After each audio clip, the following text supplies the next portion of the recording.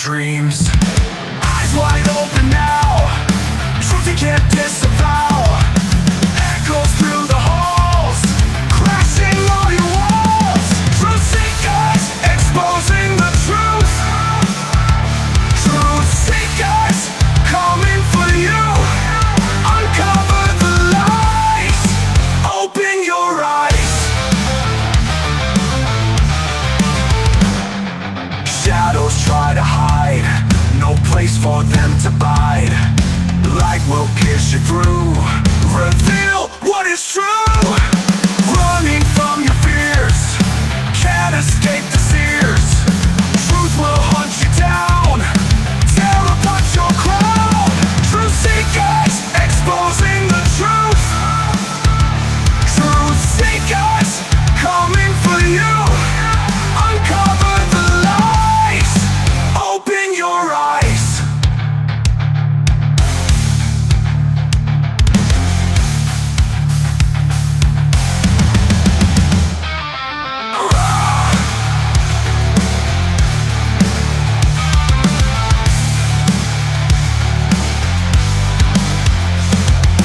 Eyes wide open now, truth you can't disavow.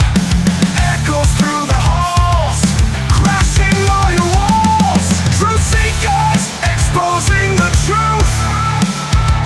Truth seekers, coming for you. Uncover the lies, open your eyes.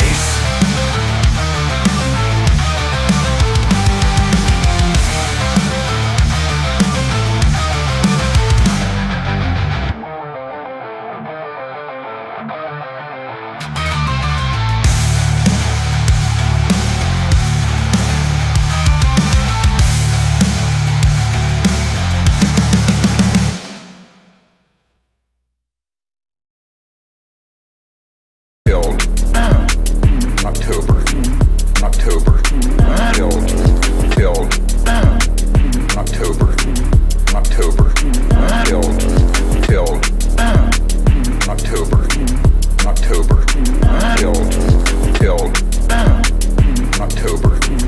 October. Killed.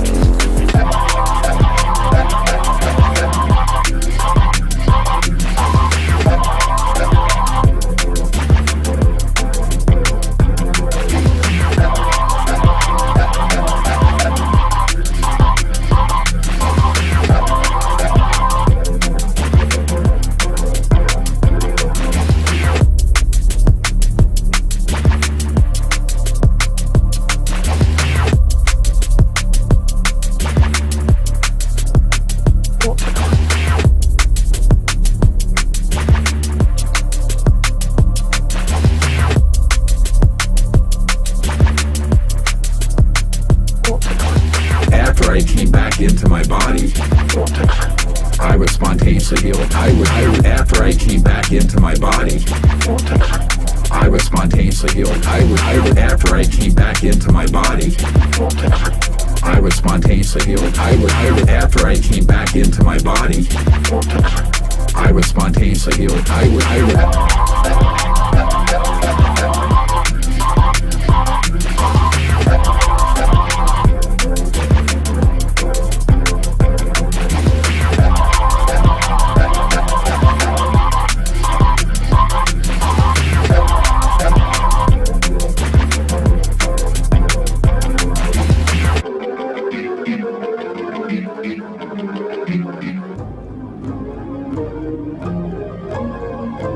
Blew his head off.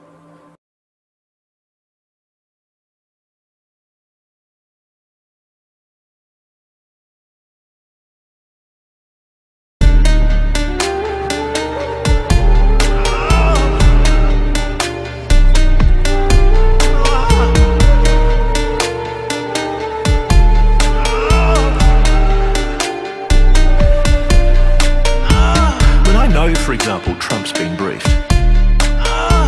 When I know, for example, Trump's been briefed, he's scared. He's scared they're going to kill him if he reveals what he knows. You can do it, baby. I love you so much.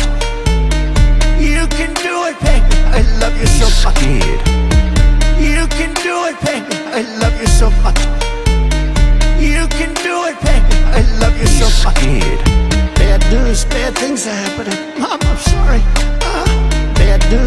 things are happening. I'm He's sorry. scared.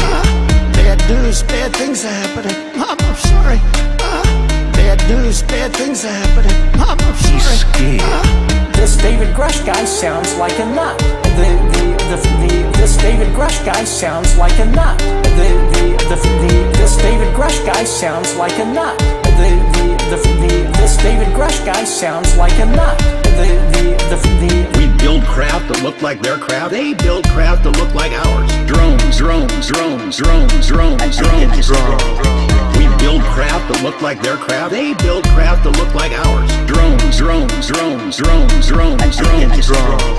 We build craft that look like their craft. They build craft that look like ours. Drones. We build craft that look like their craft. They build craft that look like ours. Drones. You can do it, baby. I love you so He's much. scared. We build craft that look like their craft. They build craft that look like ours. You can do it, baby. I love you so He's much. scared. We build craft that look like their craft. They build craft that look like ours.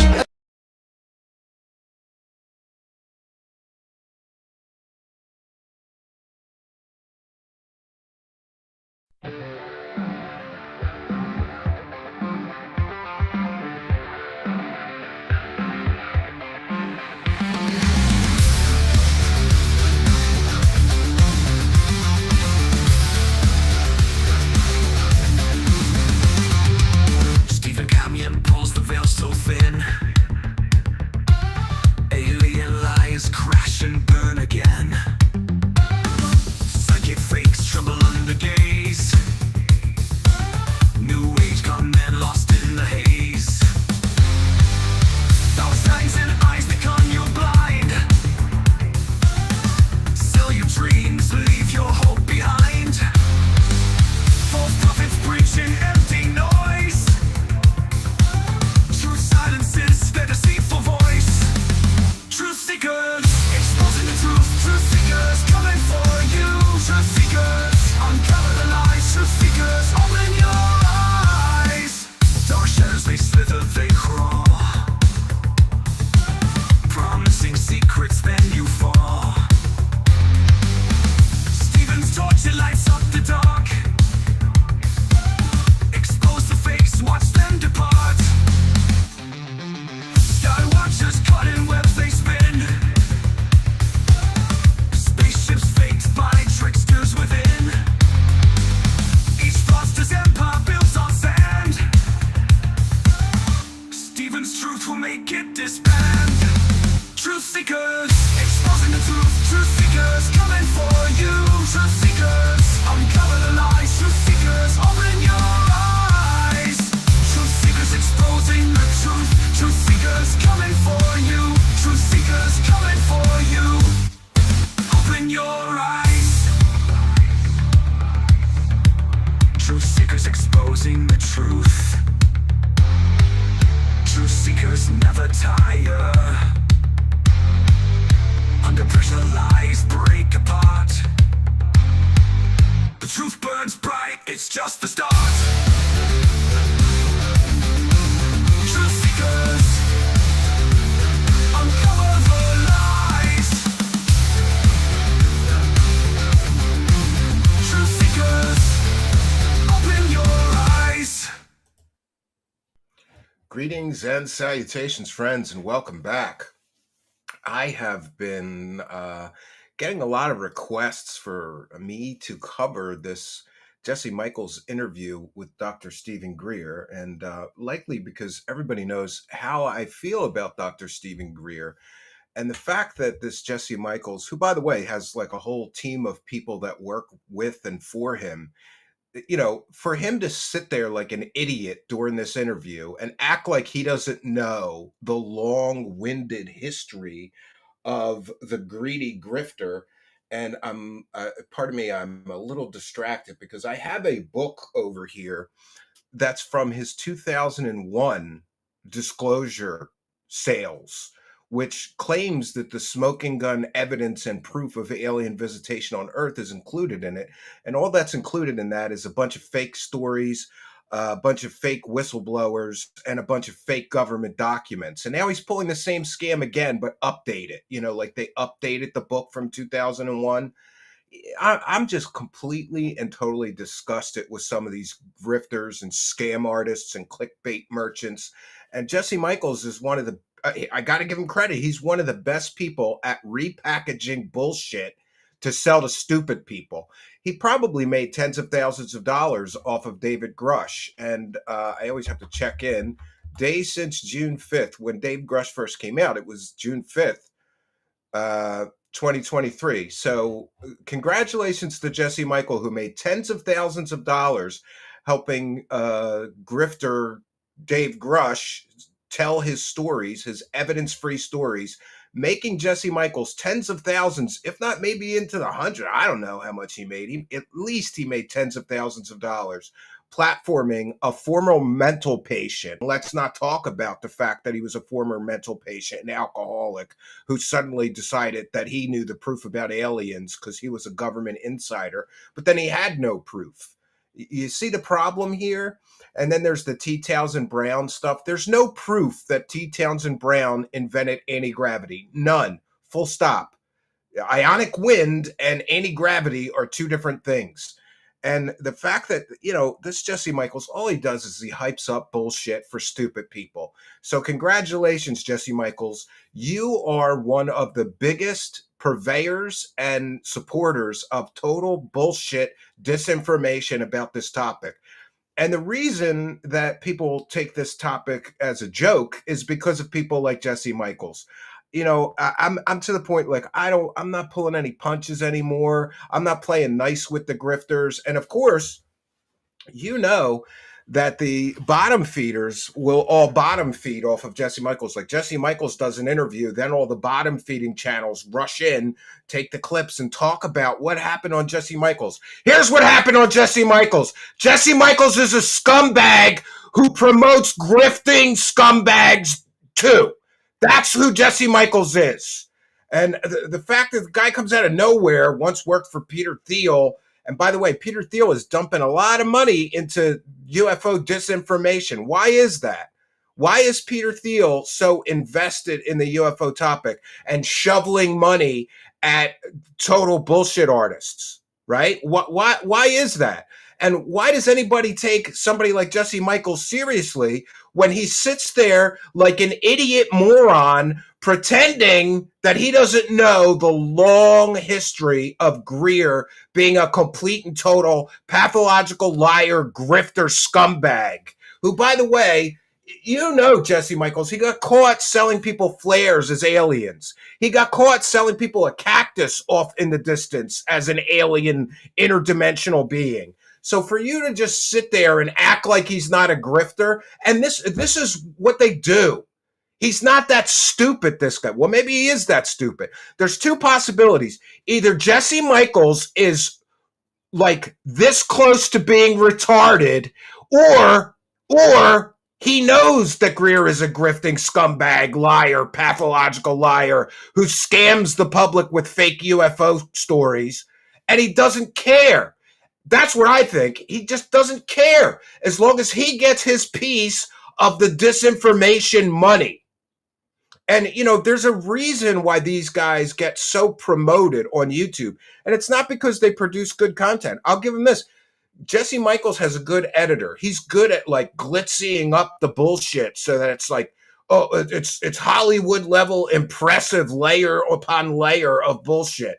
But if the information that he's sharing with people is completely and totally fake, then who cares about what jacket of pizzazz that he puts on this shit?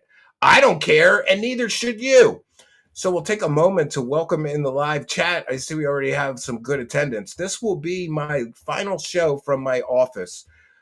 Thanks to the kindness, generosity, and support of our supporters here, I got some new equipment, and for the first time in 2 years now, when I move my setup, I don't have to move everything. I just got a duplicate of what we use here so that I can just, still work in my office on editing or whatever. So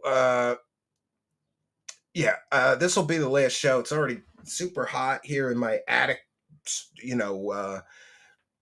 office studio here. Some of us don't have Peter Thiel's money, I guess.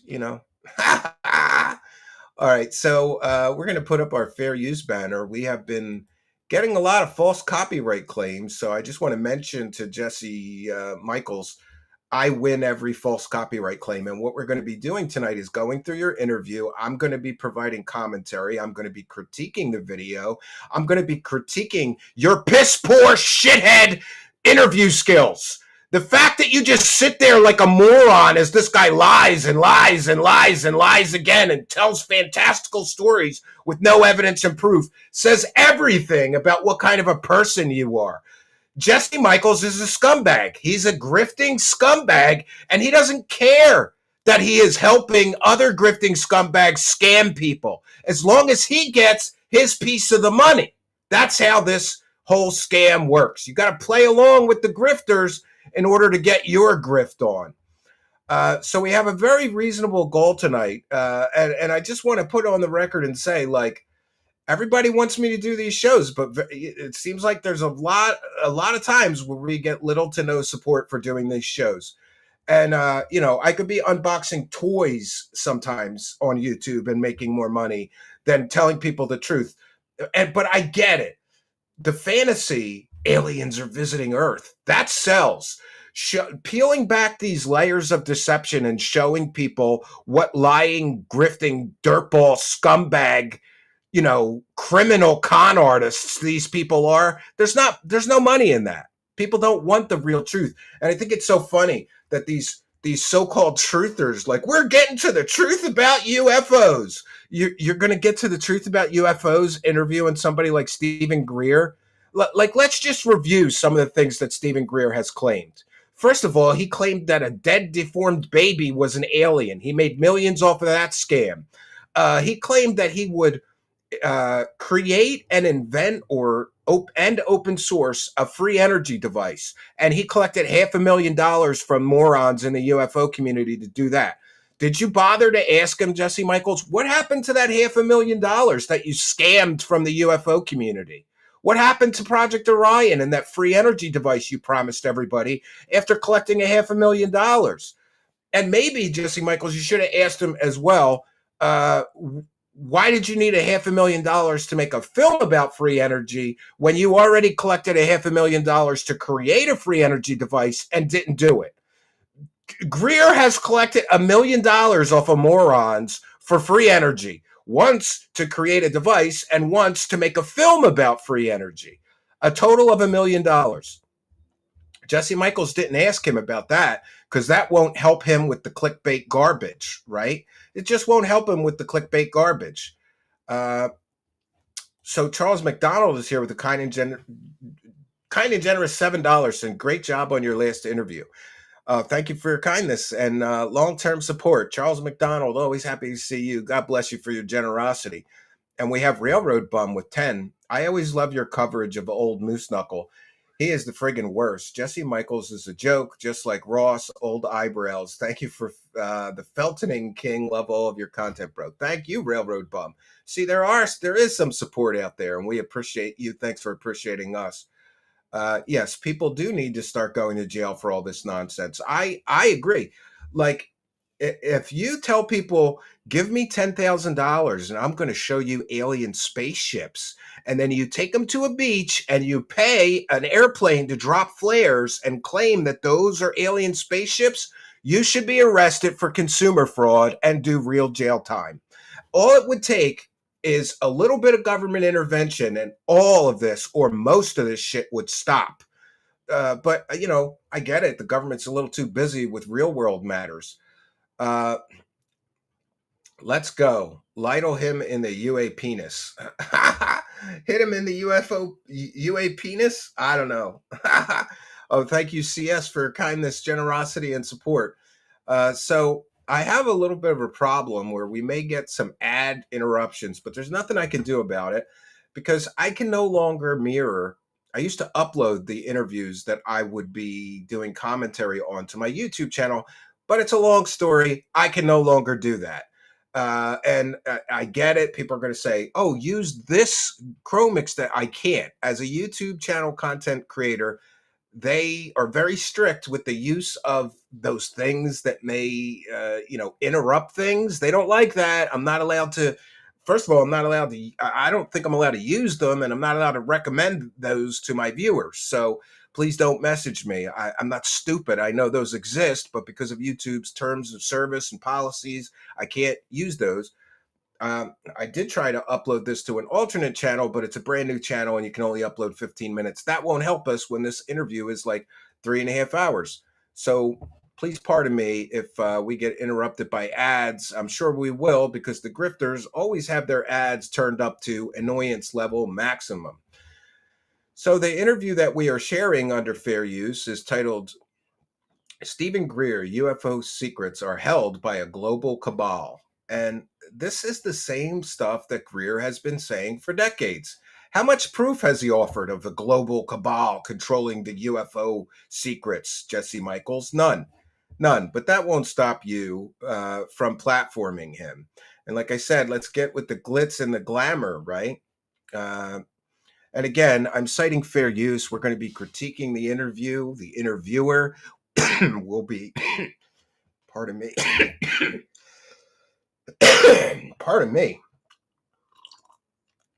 We'll be critiquing the video.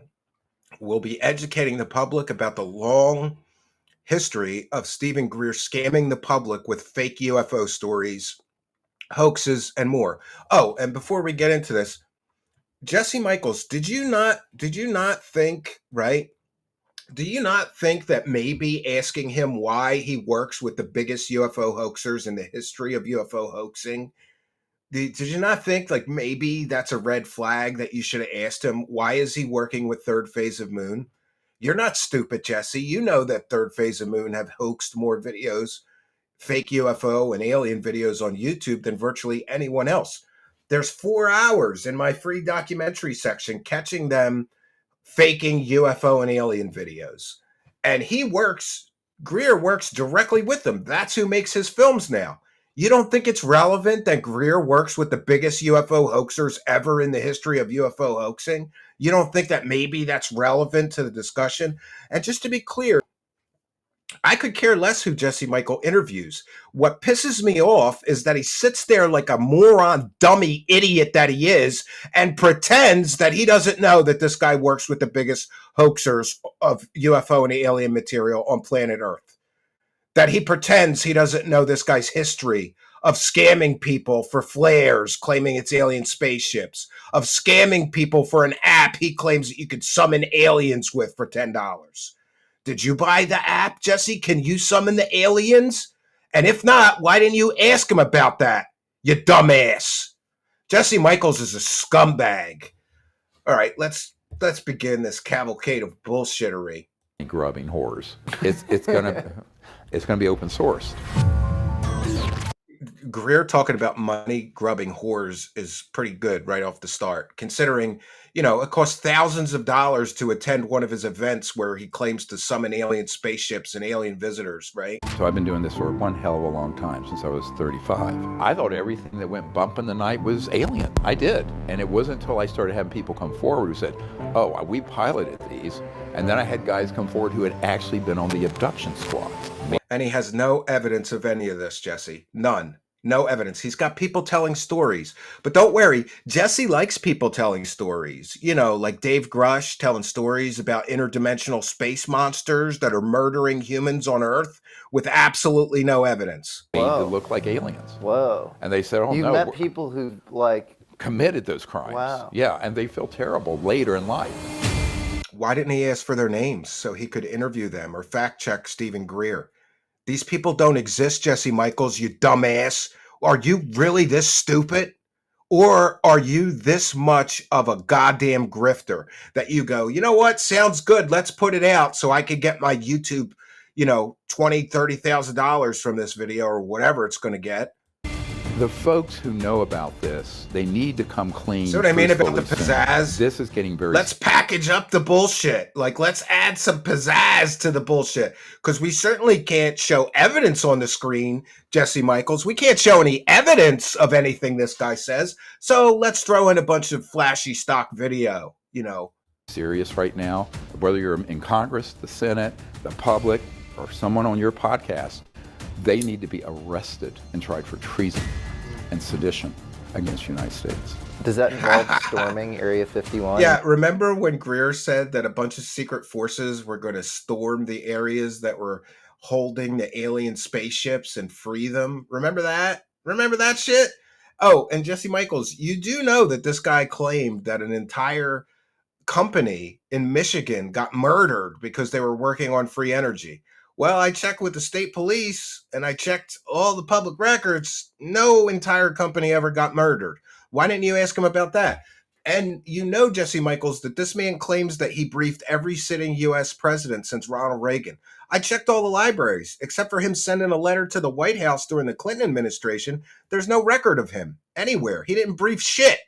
You don't think that's relevant that he's lying about briefing presidents, you moron? And Dugway and the right pad, or what does this involve? Yeah. Literally. Gotta drama it up, friends. This week's long-awaited American alchemist is Dr. Stephen Greer. More like American bullshittery. Love him or hate him, this medical doctor turned UFO truth seeker has played a big part in modern disclosure that can't be ignored. What has he disclosed? What has he disclosed? That he likes money, you moron? Is that what he's disclosed? He really likes money and collecting money from stupid people. But don't worry, Jesse Michels loves collecting money from stupid people. His entire channel is for stupid people. Low information viewers, they're called. I call them lives. Jesse Michels' entire audience that watches his garbage are low information viewers. They won't do their own research. They just take what people say as the truth. You got to dig a little deeper than that, Jesse, you moron. If you are trying to get closer to the truth, you just can't really throw out his foundational research. What was his foundational research? Platforming other scammers? Mark McCandlish, who had a pretty picture of something he called an alien reproduction vehicle. Clifford Stone, who claimed he took part in alien reproduction, or I'm sorry, Clifford Stone, who claimed that he took part in alien crash retrievals. And he was basically a big shot in the military. Except when you look into Clifford Stone and actually do the work and the research, you find out that Clifford Stone was a clerk typist the entire time he was in the Army. He wasn't in any crash retrieval. He sat at a desk, you moron. He sat at a desk. This is his foundational research? Just platforming people telling stories? Stories aren't enough, Jesse, you moron. The Disclosure Project archive and his whistleblower testimonies. He's gathered more firsthand UFO witnesses than anyone on the planet. And why hasn't he gathered any evidence, though? Humanity owes him a debt for that. Oh, we owe him a debt. The guy's become a millionaire. He's become a millionaire off of selling stupid people fake stories with no evidence. We don't owe him shit. He got paid to fool morons like you and your dumb as rocks audience, Jesse. In my opinion, speaking to Dr. Greer is like panning for gold. If you get past some of his antics, there's a ton of value. You mean past some of his lies? There. I've been told by people not to do this interview because of those antics. I don't really care for being told who I should and shouldn't speak with. Talking to someone on a podcast is not in any way an endorsement of— Oh, this is the disclaimer. I know he's a bullshitter. I know he lies constantly, but I'm not endorsing his lies. I'm just platforming him and making money off of his lies. Great job. Just forget having any responsibility to your audience, your huge audience. You know what? Just absolve yourself of any responsibility and help this scamming grifter scam more stupid people like your audience of idiots, Jesse Michels. Of all of their beliefs. So I decided to sit down with him. The one caveat I will include here is Dr. Greer goes after just about everybody in UFO world and hurls out a ton of ad hominems. If I had tried to perfectly referee all of his accusations, this would have turned into an unintelligible and endless argument. So you just let him talk shit on everybody. Again, absolving himself of any responsibility. Moss loves detracting with 5. This is for our nation's favorite principal, Principal Cambion. Well, thank you for your kindness, generosity, and support. And we've got Robert P with 5. Says, suffer Jesse, his videos dement me now. Yo, it is just this guy is a cavalcade. He is a bullshit huckster about who the bad faith actors are in UFO world. Although I generally agree with him, there are probably many. So instead, yeah, like him. I tried to show appreciation for his incontrovertible contributions to UFO disclosure and to learn what I could from him. What has he contributed? A fake dead baby that he claimed was an alien? Flares that he claims are alien spaceships? Lying to everybody and saying that he briefed every sitting president? Lying to everybody and stealing $500,000 to create a free energy device he never created? You ought to really do some research, Jesse. Without further ado or disclaimers, please enjoy this special long-form episode with this week's American alchemist, Dr. Stephen Greer. American bullshitter. You got to throw in that stock video. Have different activities. You know that, don't you? Thank you, Robert P. Maybe you should interview me.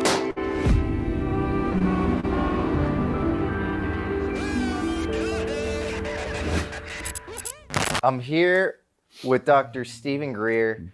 I'm so excited to do this. This has been a long time coming for me because I've explored a lot in UFO world. Sure. And Yeah, you he's explored are a lot really of bullshit. responsible for a lot of disclosure. I mean, most of the whistleblowers who've come out have had a touch point with you before they've gone public. You mean the fake whistleblowers that never have any evidence or that tell fake stories and get caught?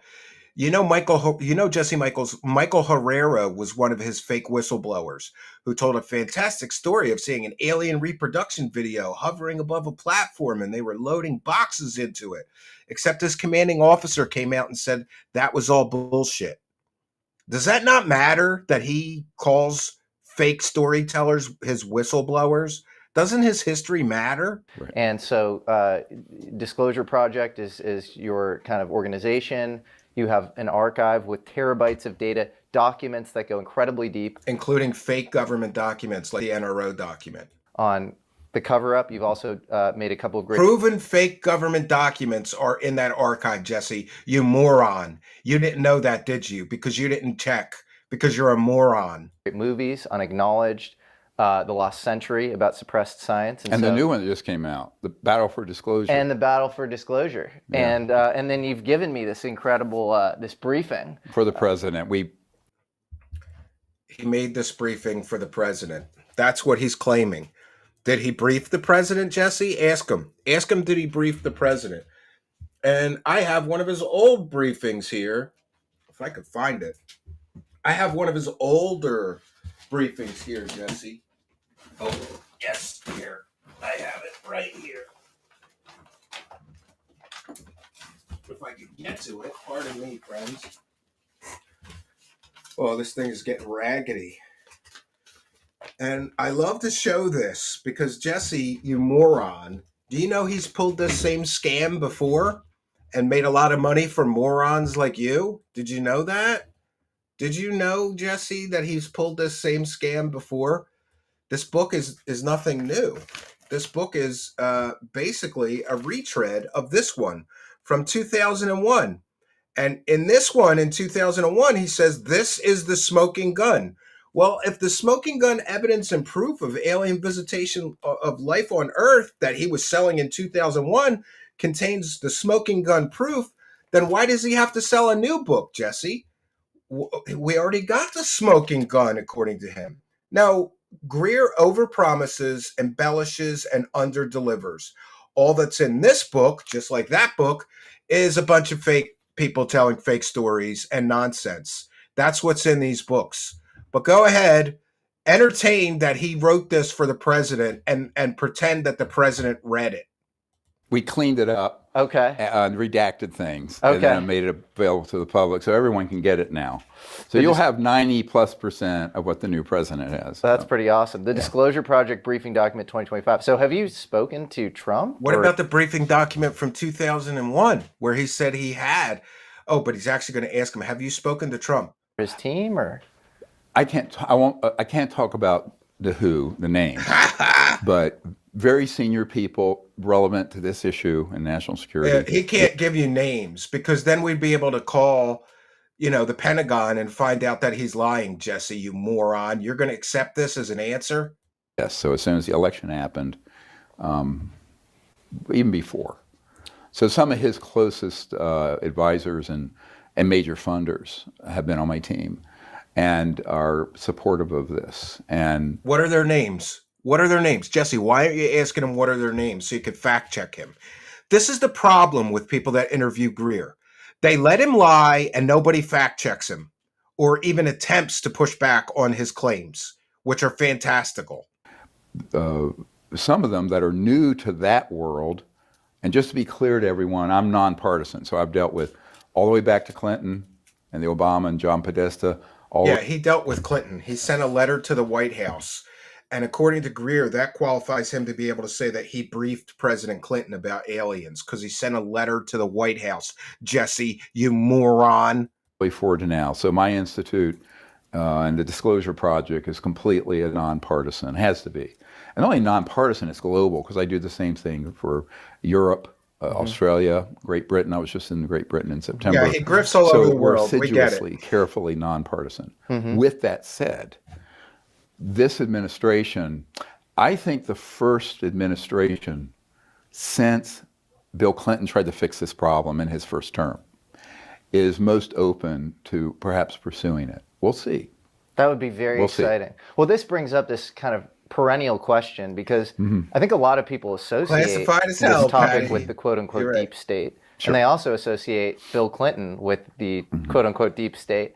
And so how deep is the deep state that deals with this topic? If you have Bill Clinton kind of knocking on the door of the program and not getting let in, what are we talking about as far as a power structure here? Well, it's exactly what Eisenhower described when he went out of office in 61, in January of 61, when he left and Jack Kennedy came in. Yeah. And he said, there's this mistaken notion that there are levels of secret above that of the president. All UFO grifters say that and use that talking point. But the problem is the president is the classifying authority. If he says he wants to see it, they have to show it to him. He's the ultimate classifying authority. You can't classify something above the president. That's bullshit. That's complete and total bullshit. Go ask anybody that has ever worked in the federal government that's familiar with presidential powers. Beware the military-industrial complex. It'll become a threat to our way of life, and excessive secrecy will destroy democracy. I'm paraphrasing, but you can read the speech.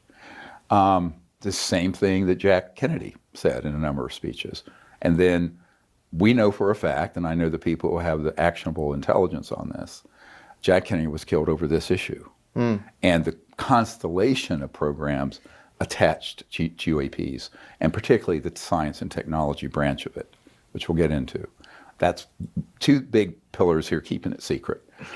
They want people to go out publicly, and we know who they are, who will spin the subject in the direction of it being an alien threat for the purpose. Yeah, remember, Greer says that none of the aliens are not good guys. Greer basically says all the aliens are good and there are no aggressive or evil aliens. They're all good guys, which is kind of a ridiculous statement. I don't know. I'm pretty sure that if you get abducted by gray aliens that butt bang you and anal probe you, they're not the good guys, right? Are good guys running around anally probing? He says that's fake government. The government dresses up as aliens and butt bangs people. It's so ridiculous. Of a totalitarian superstate uniting the world against aliens, which is a total hoax and nonsense. And that's, it's like the movie Independence Day or The War of the Worlds or whatever. Like when Will Smith goes, let's kick alien butt, right? That whole script was like out of CIA central scripting casting. Not that Will Smith is, he's a great guy, but it was reached out to us and very interested. But I think that Yeah, I'd like to see the proof of that. Just like this. Do you know, Greer once said that he went on a secret mission with Billy Gibbons from ZZ Top to an underground base where he saw alien medical technology that could regrow limbs and make crippled people walk again. trajectory of this goes back to the late 50s, probably earlier, but definitely the decapitation of the presidency happened on Eisenhower's watch. And we know that Jackie Gleason knew this, and some people that in my early days as a young doctor when I first started this, I got to know some people who... Yeah, there's a famous story that Jackie Gleason, Richard Nixon just took Jackie Gleason into a secret base and showed him alien bodies. That story came from his widow like 20 years after he was already dead, so nobody could fact check that the story was real. She sold it to a tabloid newspaper, the National Enquirer. That's the source of that story. Great sourcing, Greer. Really, you get a lot of truth out of the National Enquirer. Who had known Eisenhower. And like one of our whistleblowers way back then, when we kicked off the whole disclosure project effort in the mid-90s, it was called Project Starlight, code name, because we were private. And then it went public in 2001 with the National Press Club that had 800 million people see it. And then 9/11 happened a few months later. I don't think 800 million people saw that. I don't think 800 million people saw his press conference. He rented the press club. By the way, anybody can rent the press club. Then he paid former senators and congressmen to sit there and make it look like it was a mock congressional hearing. It wasn't. It was an entertainment event. As a direct consequence, which I don't want to get into that much, but this was going to get blown wide open. Interesting. And they needed a diversion, so they created something called 9/11, and that's been stuck in that world for 20 years.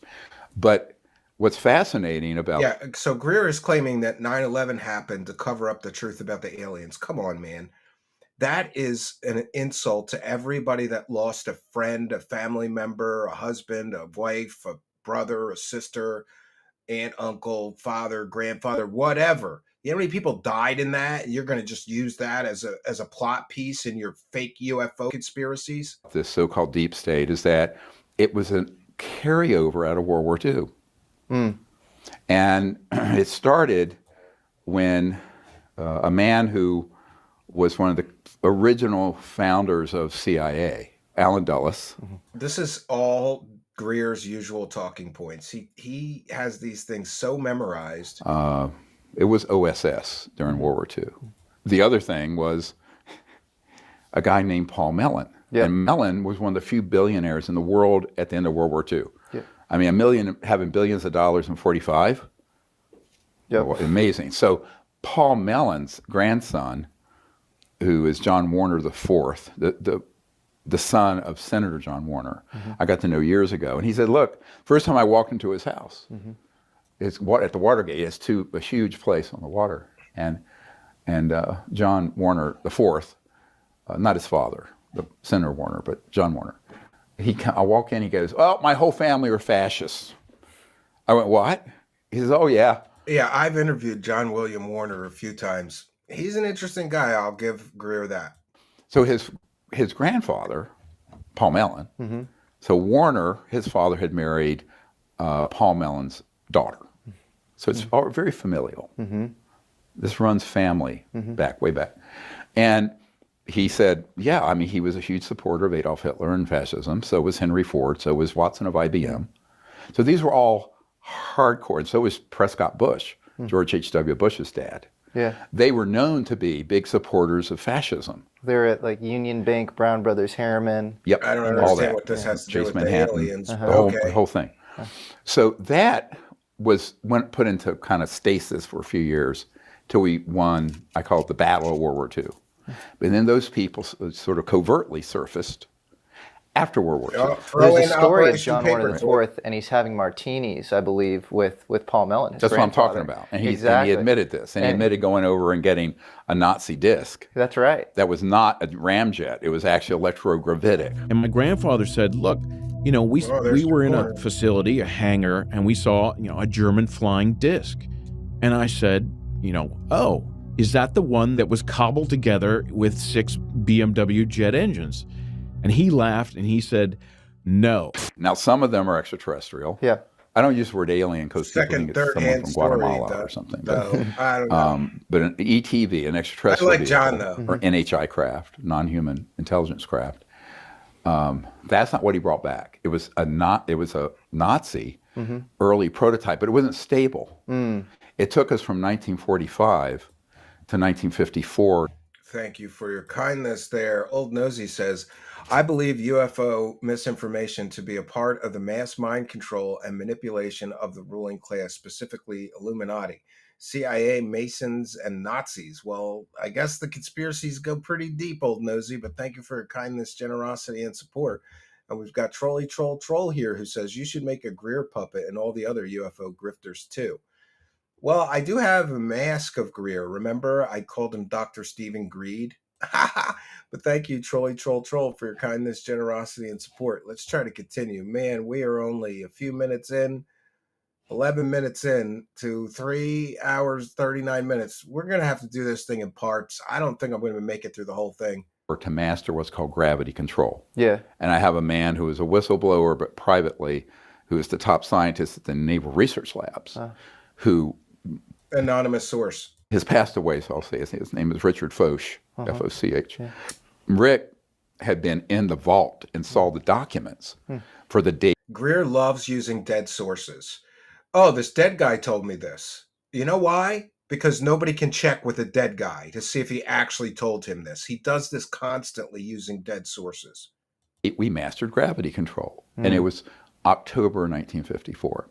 So beginning in the late 50s forward, many of the UAPs, UFOs, whatever the new fake word is they're using for these things, that's also out of CIA. We'll talk about the word usage and how it's a mind colonization. It's a mind fuck, excuse my language.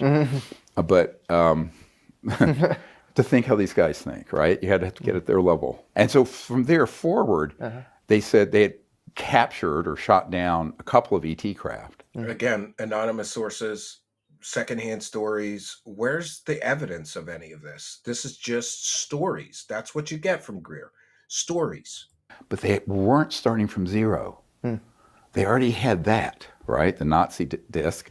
They had the T. Townsend Brown electrogravitics. Yeah, T. Townsend Brown did some interesting experiments, specifically ionic wind. But there's a huge difference between an ion engine, look it up, and anti-gravity technology. And everybody cites T. Townsend Brown as sort of inventing anti-gravity. There's no proof that he invented any form of anti-gravity. Full stop. Go read a science book on him. Go read a biography on him written by a credible author, not a UFO nutter. The UFO nutters love to bring in Nikola Tesla and T. Townsend Brown, and they assign both of these gentlemen all kinds of miracle technology that no one can prove actually ever existed. Which became the foundation of RAND Corporation, by the way. And so... How do you know? That's interesting, because I know Townsend Brown did some experiments in the 60s, right before his work got kind of covertly transferred to Northrop Grumman for the B-2, and he did a presentation for RAND Corporation, and then something happened. And so... But that started in the 20s. Well, his experiments, yeah. Okay. Yeah. So in the late 1920s, they were using very high voltage material, resonant frequencies, certain frequencies at very high voltage, but low power. Not a lot of current. Yeah, low current, yeah. Low current. If you understand electromagnetism, and power is, the current times the voltage, right? The fact is that he was able to hit a sweet spot with certain crystalline materials. Yeah, and Greer knows all the secrets of how T. Townsend Brown was able to achieve anti-gravity. Well, then show us. Why don't you show us? High K dielectrics. Yeah, and that would then levitate. Yeah. Float. That was 28, 29. It was reproduced in Germany in the Kautsky-Frost experiment. All this is in, by the way, the Disclosure Project Intelligence Archive. We released it all. DPIarchive.com. Is that it? DPIarchive.com. And so I go, anyone who wants to see it, it's there. If you can read, you'll learn it. But why hasn't anybody reproduced this experiment in modern times and showed us anti-gravity then, Greer? Could it be because it's pseudoscience and it doesn't work? So that percolated along. So the covert programs with this go way back to the turn of the last century, yeah, late 1800s, early 1900s. There are still top secret files on this issue from the late 1800s and early 1900s. We know this. Wow. Way back. Fascinating. Yeah, it is. Yeah, fascinating. I make a lot of weird stuff. It goes that Puppets, far back. masks. Because one of the very top people since 1979 at the CIA who's worked this issue is an intel source for me. So what is the secrecy? Because we associate it with the CIA, which was formed in 47. Even OSS was 42 through 45. Well, yeah, lifters so work, but if this was like late 19th century, is it Office of Naval Intelligence? Is it secret societies? Is it both? What's up, guys? I want to tell you about my new favorite boots. These things are epic. I've been wearing these everywhere. They're called Brunt. They're insanely comfortable and durable. These things last for years. No pollution and no poverty. But then that undercuts this uber elite oligarchy. Yeah. And here we go with the free energy utopia talking points. If they would just give us free energy, we would have a utopian society. Nobody would have to work. Nobody would have to pay for heat or electricity. This is a free energy grifter talking point. It has been for a century.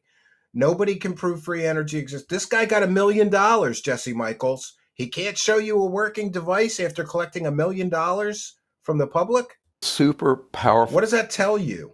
$1 trillion. I'm not talking Elon Musk, a couple $100 billion. Nobody cares about $200 billion.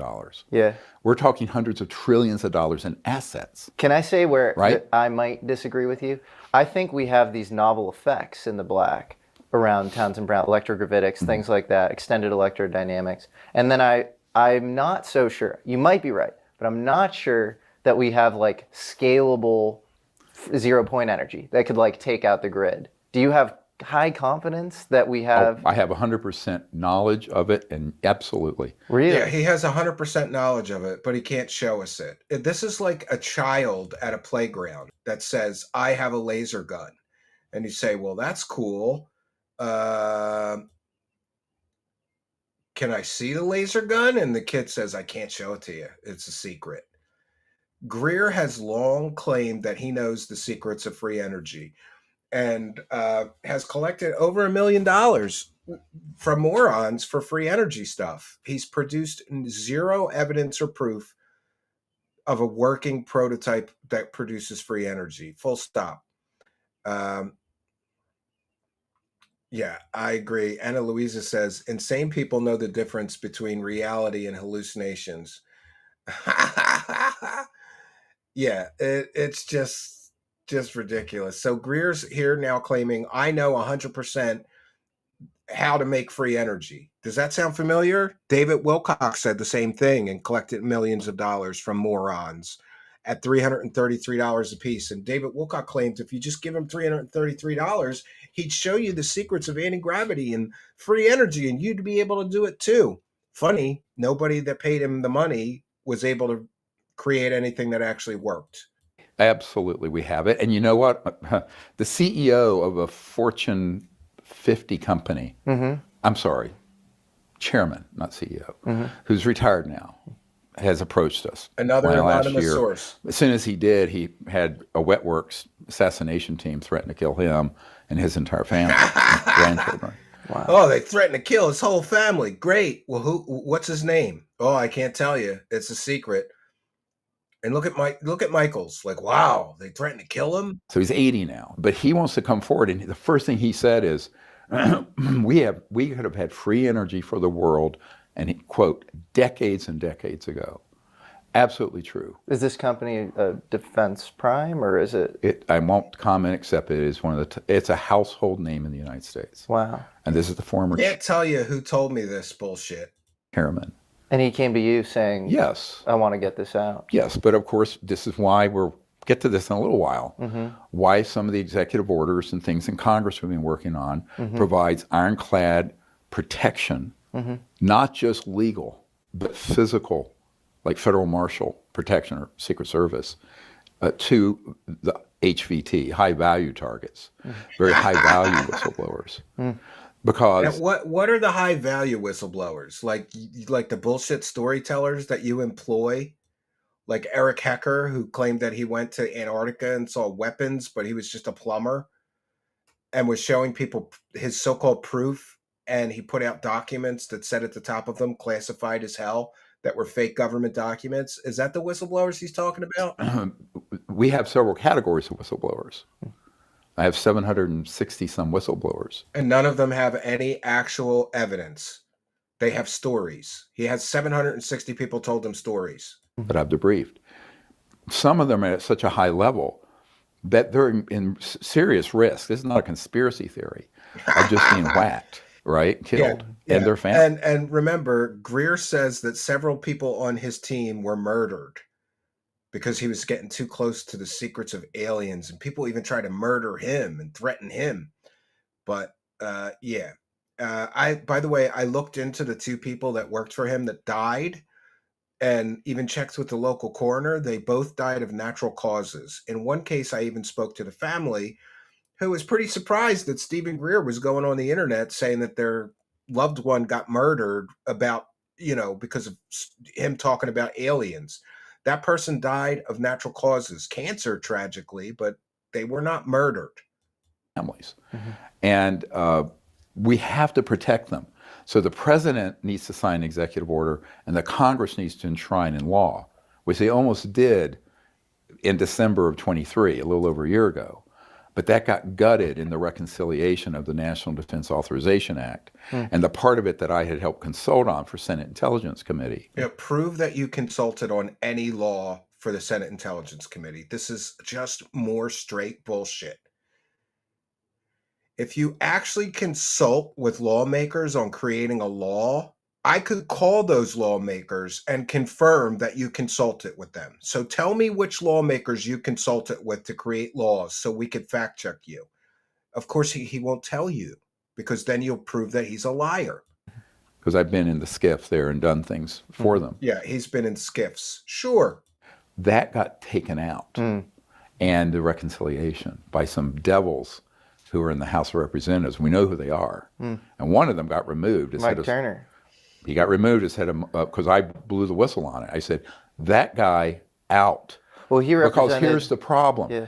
If Mike Turner did not get removed because of Stephen Greer. That's bullshit. That's so fake. If you are carrying water for a criminal conspiracy, a transnational corrupt... Oh, here we go. These people are all doing illegal things. They're all traitors and they should be executed. Organization, which is what this is, that is committing murder, abductions. Alien abductions are covert human programs, by the way, 100%. Here we go, by the way. I mean, that's the other big secret nobody knows. The government's dressing up as then you're aliens also and committing embezzlement of monies, black budget money that's being embezzled, that the president and Congress have no knowledge of. Thank you very much there, Old Nosy. Wilcox should just hire some Freemasons and Nazis to make his spaceships like the CIA and NASA did. Also, screw the New World Order. Yeah, Old Nosy. Thank you for your kindness, generosity, and continued support. Big support tonight from Old Nosy. Thank you. You're murdering people. Take the whole federal penal code, throw it at these people. So where I am at this point, because in June I'll be 70. So I've been doing this for one hell of a long time, since I was 35. My view of it at this point is... How much you want to bet when he croaks his followers are going to say he got murdered? We're going to have to get serious against these criminal elements. But if you're carrying water for them, if you're one of their shills or cutout, whether you're in Congress, the Senate, the public... This vast criminal conspiracy to hide the aliens. It couldn't be that maybe there aren't aliens. Vast criminal conspiracy to hide those captured flying saucers. They're so convinced that the flying saucers are in a hangar somewhere, but they have no proof or evidence of it. Someone on your podcast, they need to be arrested and tried for treason and sedition. Maybe, Greer, you ought to be arrested and tried for consumer fraud. Against the United States. I'm going on the record and say that. And this is seriously being discussed. So I'm issuing this as a warning. This chicanery and nonsense, one way or another, is going to come to a screeching halt. Because there are people, not just me, I've been saying this for 30 years. You go back and see what I saw in the meetings with the Clinton people back in 95. There's no evidence he ever met with any Clinton people. He's full of shit. In fact, he got caught lying about meeting with the Clinton person. He claimed that he briefed CIA Director James Woolsey, who was one of the CIA directors under Clinton, James Woolsey said that never happened. He made it up. I sat near him at a social event. He did not brief me. I did not request or get a briefing from Greer. So he's been caught lying about saying he briefed people before. 93, 94, 95. I briefed the CIA director for Clinton in December 13th of 93. Wow. Yeah, I can pull up the James Woolsey, Stephen Greer. You can just Google James Woolsey, see if we can find it here. And we'll do the work that Jesse Michels didn't do. James Woolsey, Stephen Greer. I think it's on UFO Watchdog's website. We'll see if we can't find that. Yeah, here we go. Here, Jesse, I'll do the work. Because you're too lazy to. Now, remember, Greer just said he briefed CIA Director Woolsey. This is a letter from Woolsey. He said, "Dear Mr. Greer, it has come to my attention of the four of us that you have, without giving any of us the opportunity to comment, published a distorted account of a dinner party of some 6 years ago, which the four of us, you and your wife, were seated together. In the introduction to your book, published earlier this year, you portray this dinner party conversation, which the four of us listened to some of your views and politely asked questions, as a briefing with a cover story. You further assert that Mr. and Mrs. Woolsey reported a UFO sighting to you and agreed with your views. You include specific alleged quotations from them. None of this is accurate. You have portrayed politeness as acquiescence and questions as affirmations. Your conduct in this matter contravenes both accuracy and simple manners." So there you go. Directly, Jesse Michels knows that this letter is out there. Look how quickly I found it. Why didn't you ask him about lying about that, Michels?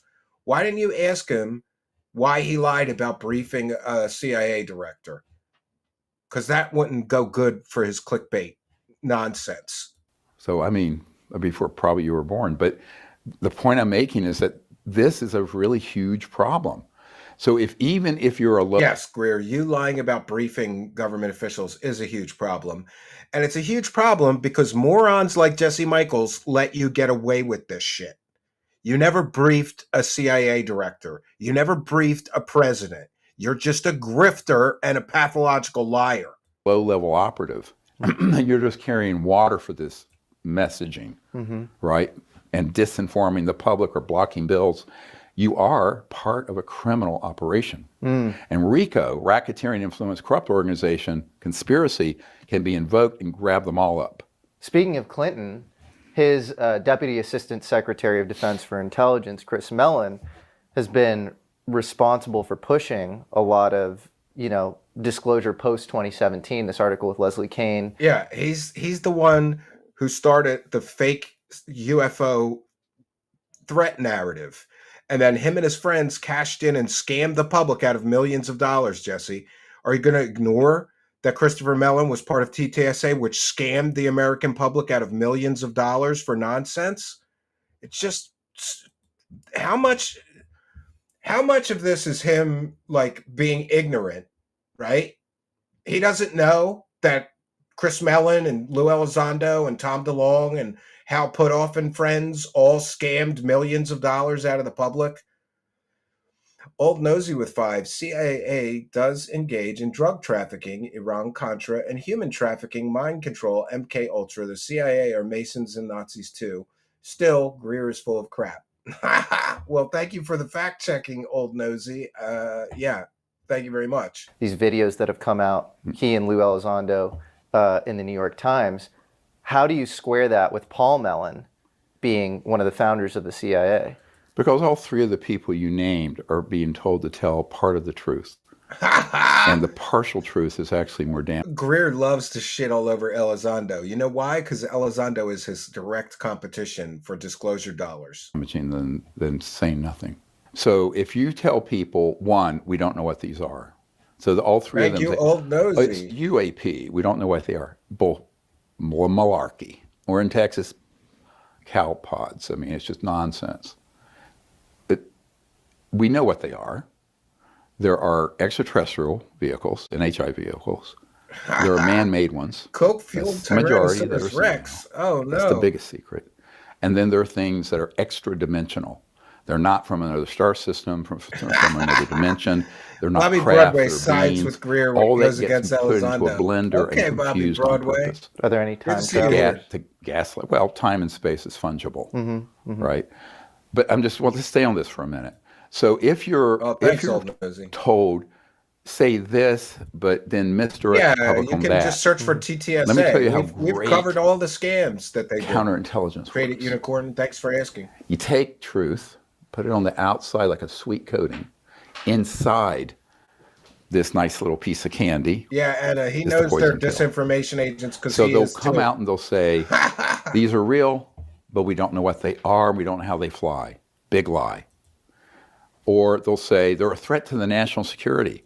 Well, the man-made ones are because they're running by a transnational criminal organization out of the control of the White House and the Congress. What is that organization? Do we have a name for it? Oh, it used to be called Majestic 12. The last, I know it's been the last good name I can pinpoint on a document from the 90s from the NRO, National Reconnaissance Office, was Magic. Magic. Which is the Majority Joint Intelligence Committee, or just Magi. And they're a global, they're transnational organization. Oh, absolutely. That coincides with different governments, national governments, but basically supersedes them, has power over them. Yeah. I mean, it's what Senator Inouye, who was a Democrat, who was the chairman of the committee looking into Iran-Contra back in the 80s, the Reagan years, Hawaiian. Yeah. And he said, one thing you'll notice about Greer is that he always mixes in real world historical events, but then he twists those events to have something to do with aliens and UFOs. But he never provides any proof that those events had anything to do with aliens or UFOs. Beware. Now, he's the one who said there exists a shadow or secret government that's above the U.S. government, that has its own funding mechanism, its own Air Force, its own Navy, that's above the law and free from the law itself. I'm almost quoting. You can look it up. It's in our archive. How do they stay coordinated in the world of like smartphones and stuff where, you know, the regular guys at NSA. How is this huge conspiracy able to keep the cover-up going? They don't have the level to keep that organization out. Because they have technologies that penetrate time-space that go beyond electromagnetic. That's how they do it. They can time travel, and they have alien technology. Conventional encryption.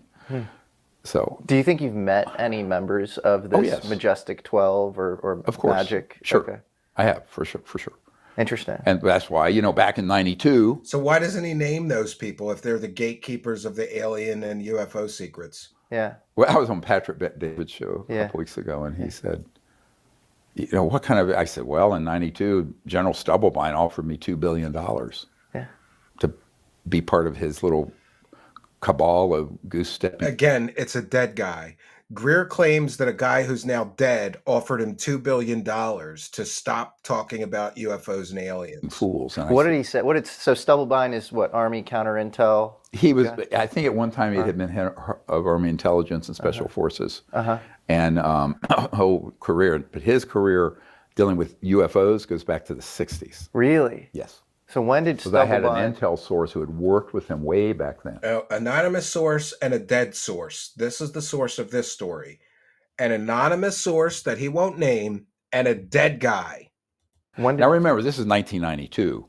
So this is 33 years ago in May, this May. And Bet-David thought, there's no way that was a serious... I said, oh yeah, it was.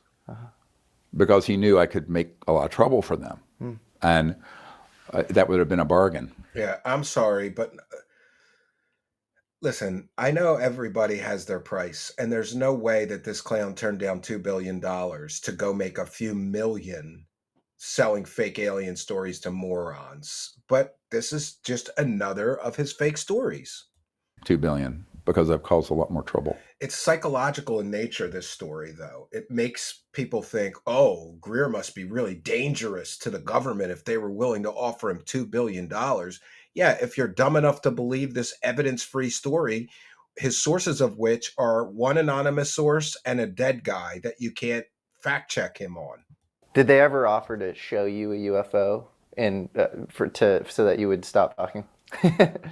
No. I mean, look, no amount of money or threats are going to get me to stop the mission I'm on. That's to bring the truth out of this and let us start a real golden age where we have all these technologies. Have you ever seen super advanced society? Have you ever seen a UFO not in the air but in a hangar in like a? Oh, taken to one of those places. Yeah. I've been in places where they have been. I have not seen this. Yeah. Okay. But I have many whistleblowers. See, one of my great gripes. He has many storytellers with the House Oversight Committee. Yeah. They have not had a single legitimate whistleblower up there who's a direct firsthand person. And I find it very, very. Yeah, and meanwhile, his direct first-hand witnesses keep getting busted as lying, grifting scumbags. So maybe Congress doesn't want to waste their time with like a plumber who claims he saw weather weapons in Antarctica, or Michael Herrera who claims that he saw alien reproduction vehicles, but then his commanding officer said he made that whole story up. None of this ever happened. Maybe Congress doesn't want to waste their time with those people. Very odd. Yeah. Actually, I think Congress is wasting their time with all UFO people, including Elizondo, Grush, Jeremy Corbell, Knapp, all of them. All they're doing is wasting taxpayer dollars chasing shadows that aren't there.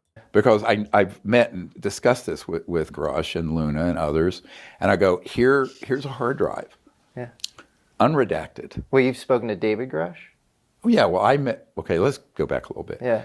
I met with Grush when he was still an undercover operative. Okay. And no one knew who he was.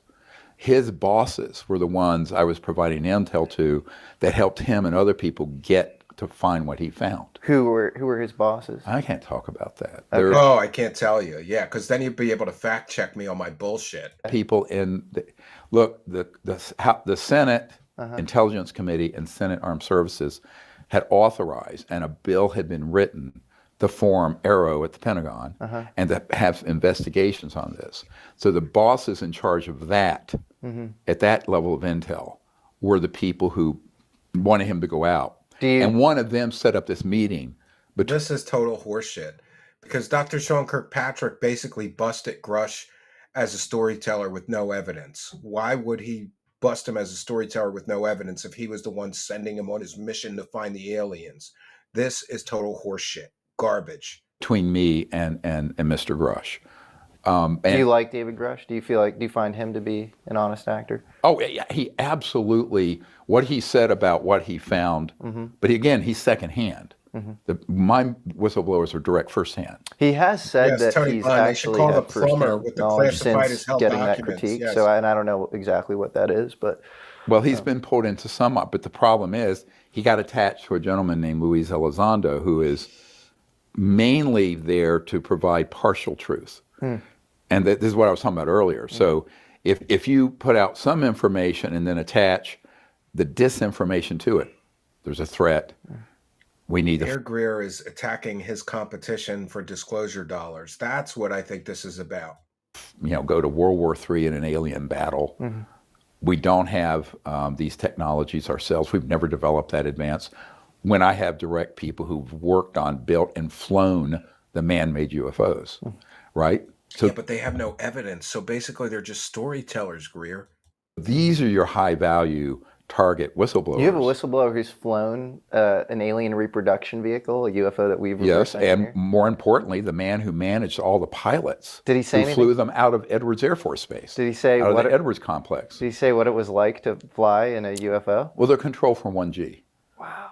So in other words, they could be going 200,000 miles per hour, stop, make a turn, and now if you were in a conventional aircraft, even if it could go that fast, So Greer is claiming that somebody's flying at 200,000 miles an hour, but there's no G-forces at 200,000 miles an hour. Bullshit. The laws of physics say that that's impossible, Greer. Brains would come out through your nose, right? From the They kill you. Oh yeah, G-forces would just splatter you. But they can control. So really, what they are, they're moving in an electromagnetic field space-time bubble, so that they can sounds like Lazar nonsense. Move as if there's none of that gravitational effect. Did he say he was feeling like he would feel like he was going fast, or you can feel mostly like 1G or a little lighter? Wow. So yeah, you don't feel that very convenient centripetal force or centrifugal. You know, aren't you worried you're gonna hit something at that speed? Like it's just so. Well, if they do it right, they've had some terrible disasters. I know two different people who've been on the retrieval teams of the triangular ones. How many anonymous sources are we up to so far? Like, how many times is he going to say something fantastic and attribute it to one of his witnesses, but not name them? So Northrop Grumman, my uncle, was on the team that designed the lunar module. Really? The first man on the moon. Oh, that's amazing. And his whole career was Northrop Grumman. Now, this was not his portfolio, but he heard things, right? Because he was a senior project manager. Eventually moved out from Long Island. Now he's citing another dead source. At Bethpage, where they actually designed and built the lunar module dead landed on the moon with Neil Armstrong to California. But this was not his, because those special projects, let's call them, within Northrop Grumman and Lockheed Skunk Works are hermetically sealed from their normal business of jets and rockets and very convenient. Whatever, the normal stuff. The alien stuff is top secret, Greer, of course.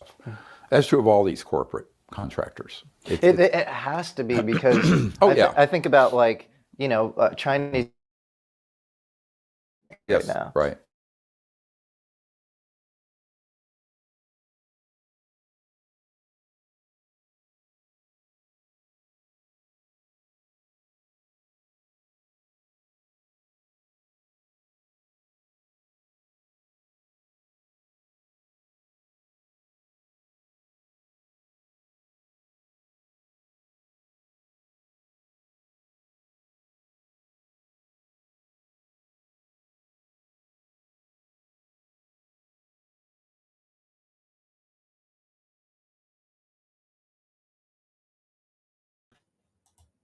I got thrown out of my own live stream. That's pretty awesome. The Disclosure Project Briefing Document 2025. So have you spoken to Trump or his team? Oh, no, we were at 30 minutes. Let's not do this all again. Sorry about that, friends. I had some kind of a sync issue, but I think it's resolved. We'll continue here. Oh, now I'm all the way back in the live chat, so please bear with me for a moment as I catch up through the live chat. I don't want to miss any of your super chats. For those unaware, we read every single super chat. I'm going to try to blast through the live chat here and catch up. I don't know why we have these sync issues. I'm going to have to email the software provider that we use here. All right, I got those super chats. Just one moment, bear with me, friends, and we'll continue in our cavalcade of bullshittery. All right, Old Nosy, I got your last one, so any new ones I will read right now. CIA and drug trafficking from Old Nosy, we got that one.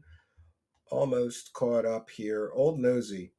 Exactly, Steve. He takes very real and serious criminal conspiracy like the fuckery of the CIA and the Nazis, but he twists it with his own sick grift. You are correct. It's always best to sprinkle in some real historical facts with your bullshit. They all do that, Old Nosy, and thank you for your kindness. Big support from Old Nosy tonight. I love it. Real American with 5. Have you come into contact with any big professional wrestling names through your various eccentricities? I met a few old WWF stars, but that was because my brother-in-law is a he's a pro wrestler, but like in those amateur leagues, where you go to like the local, I don't know, recreation center, and they say he's in those like local wrestling leagues, but once in a while they have a big star come through for one of theirs. So I met Iron Sheik and Nikolai Volkov and Hacksaw Jim Duggan and a few other really old WWF stars from my childhood. I don't know wrestling well enough. I'm sure I might have met some more modern ones, but yeah, that's pretty much it. Let's continue. Jake talks about a little bit, but I've been talking about since 1990. So the cheap end of it is the remote viewing program that the CIA had, right? That's just the innate abilities and what Bob Monroe had with Hemi Sync. Yeah, run by Hal Puthoff, who was a moron that got fooled by children's magic tricks into believing people had superpowers. Remote viewing, what we do with CE5 contact, but the high end of it's an electromagnetic transdimensional interface with consciousness and mind and technology. So do you think they have mind control techniques? Today, I want to share something that's become... This guy with his commercials, wow. Let's get past Jesse's commercials. The automatons, like Jake talked about, Jake Barber talked about, who are these P3 operators, go through a rigorous training program so they can become like almost like a machine, human-machine interface between the people controlling them and the ET vehicles. Yeah, long-held UFO trope that the ships are flown with your mind. So that's a very elaborate program. Nobody's ever proved any of this, though. But of course, what I tell people is that in the mid to late 50s, I had met a man who invented kind of a headset like he's wearing that would basically put you in a state in consciousness so you could remote view distant places. 56. Wow. And he offered it to me. I said, this is going to be too hot to handle. Yeah, he offered Greer, like, basically a technology that would give him superpowers, but Greer turned it down, of course. Dangerous enough what we're doing. If I have that, I'm a dead man. So, but the man was in his 80s by then, because that was 50. Yeah, he's citing another dead source now. Another dead source told me that we have a helmet that gives you superpowers, and he offered it to me, but I turned it down. The bullshit is getting so thick in here. And Jesse's just sitting there like, wow, that's cool. He's 6. This would probably have been in 90. Do you think Jesse Michels realizes just how many anonymous sources and dead sources he cited so far? We're only 34 minutes in. 30 minutes in if we take Jesse's commercials out of the equation.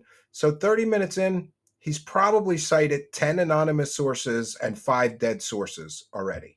3 or 4.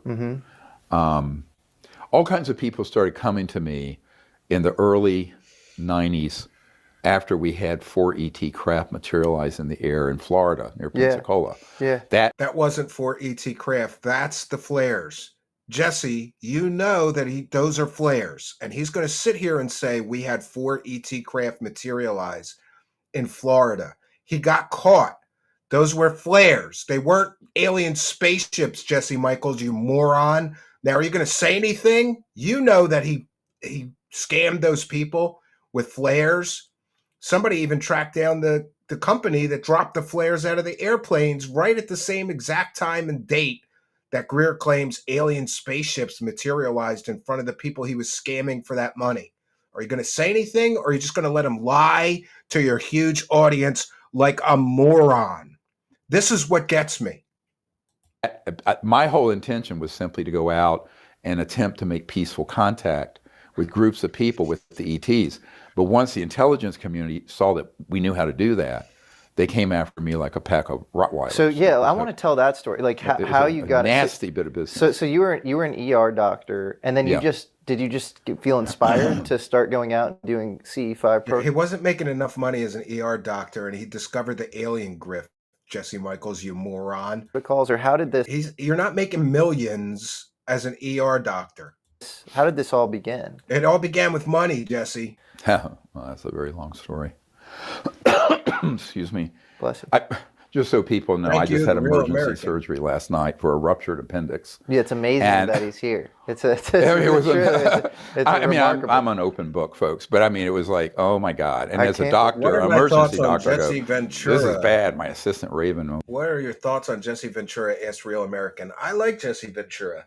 I think he's a little bit of a nut job too, but I liked Jesse Ventura, especially when he confronted David Icke with the reptilian conspiracy stuff. I think he did a good job calling bullshit on some bullshit. But thank you, Real American, for your kindness, generosity, and support. Much, much appreciated. We go straight from Houston and drive to the Texas university hospital. I can't believe it. And a friend of a friend knew a doctor or surgeon there who could like open me up and do it. This must have been the same day he did the PBD interview, because he was talking about just being out of surgery there too. But wow, you know, it was, you know, I got home from the hospital. You seem great to me. Oh well. People say you're a fucking machine. Anyway, but well, you know what I told I texted Jake before Barbara? I got here. Yeah, and I said, Winston Churchill said, never give up. Yeah, I love so you that. just keep going. Yeah, always. Yeah, but no, I've been a little. He knows that he could sell a lot of books being on this podcast, so he wasn't missing this for something like, you know, a minor surgery. Woozy. Hopefully I'm being coherent here. No, you're being super coherent. Okay. Yeah. Yeah. That's why I'm having some matcha. Yeah, there you go. You're good. You're on point. So, okay, so the origin story. So you're an ER doctor. Well, I had a sighting first. Okay, you had a sighting. When I was 8 or 9. Wow. Yeah, that's and it was a bunch of kids in the neighborhood, my twin sister. Mm-hmm. Yeah, he's told this story before. This is when he got his superpowers to summon aliens. In Charlotte, North Carolina, where I grew up.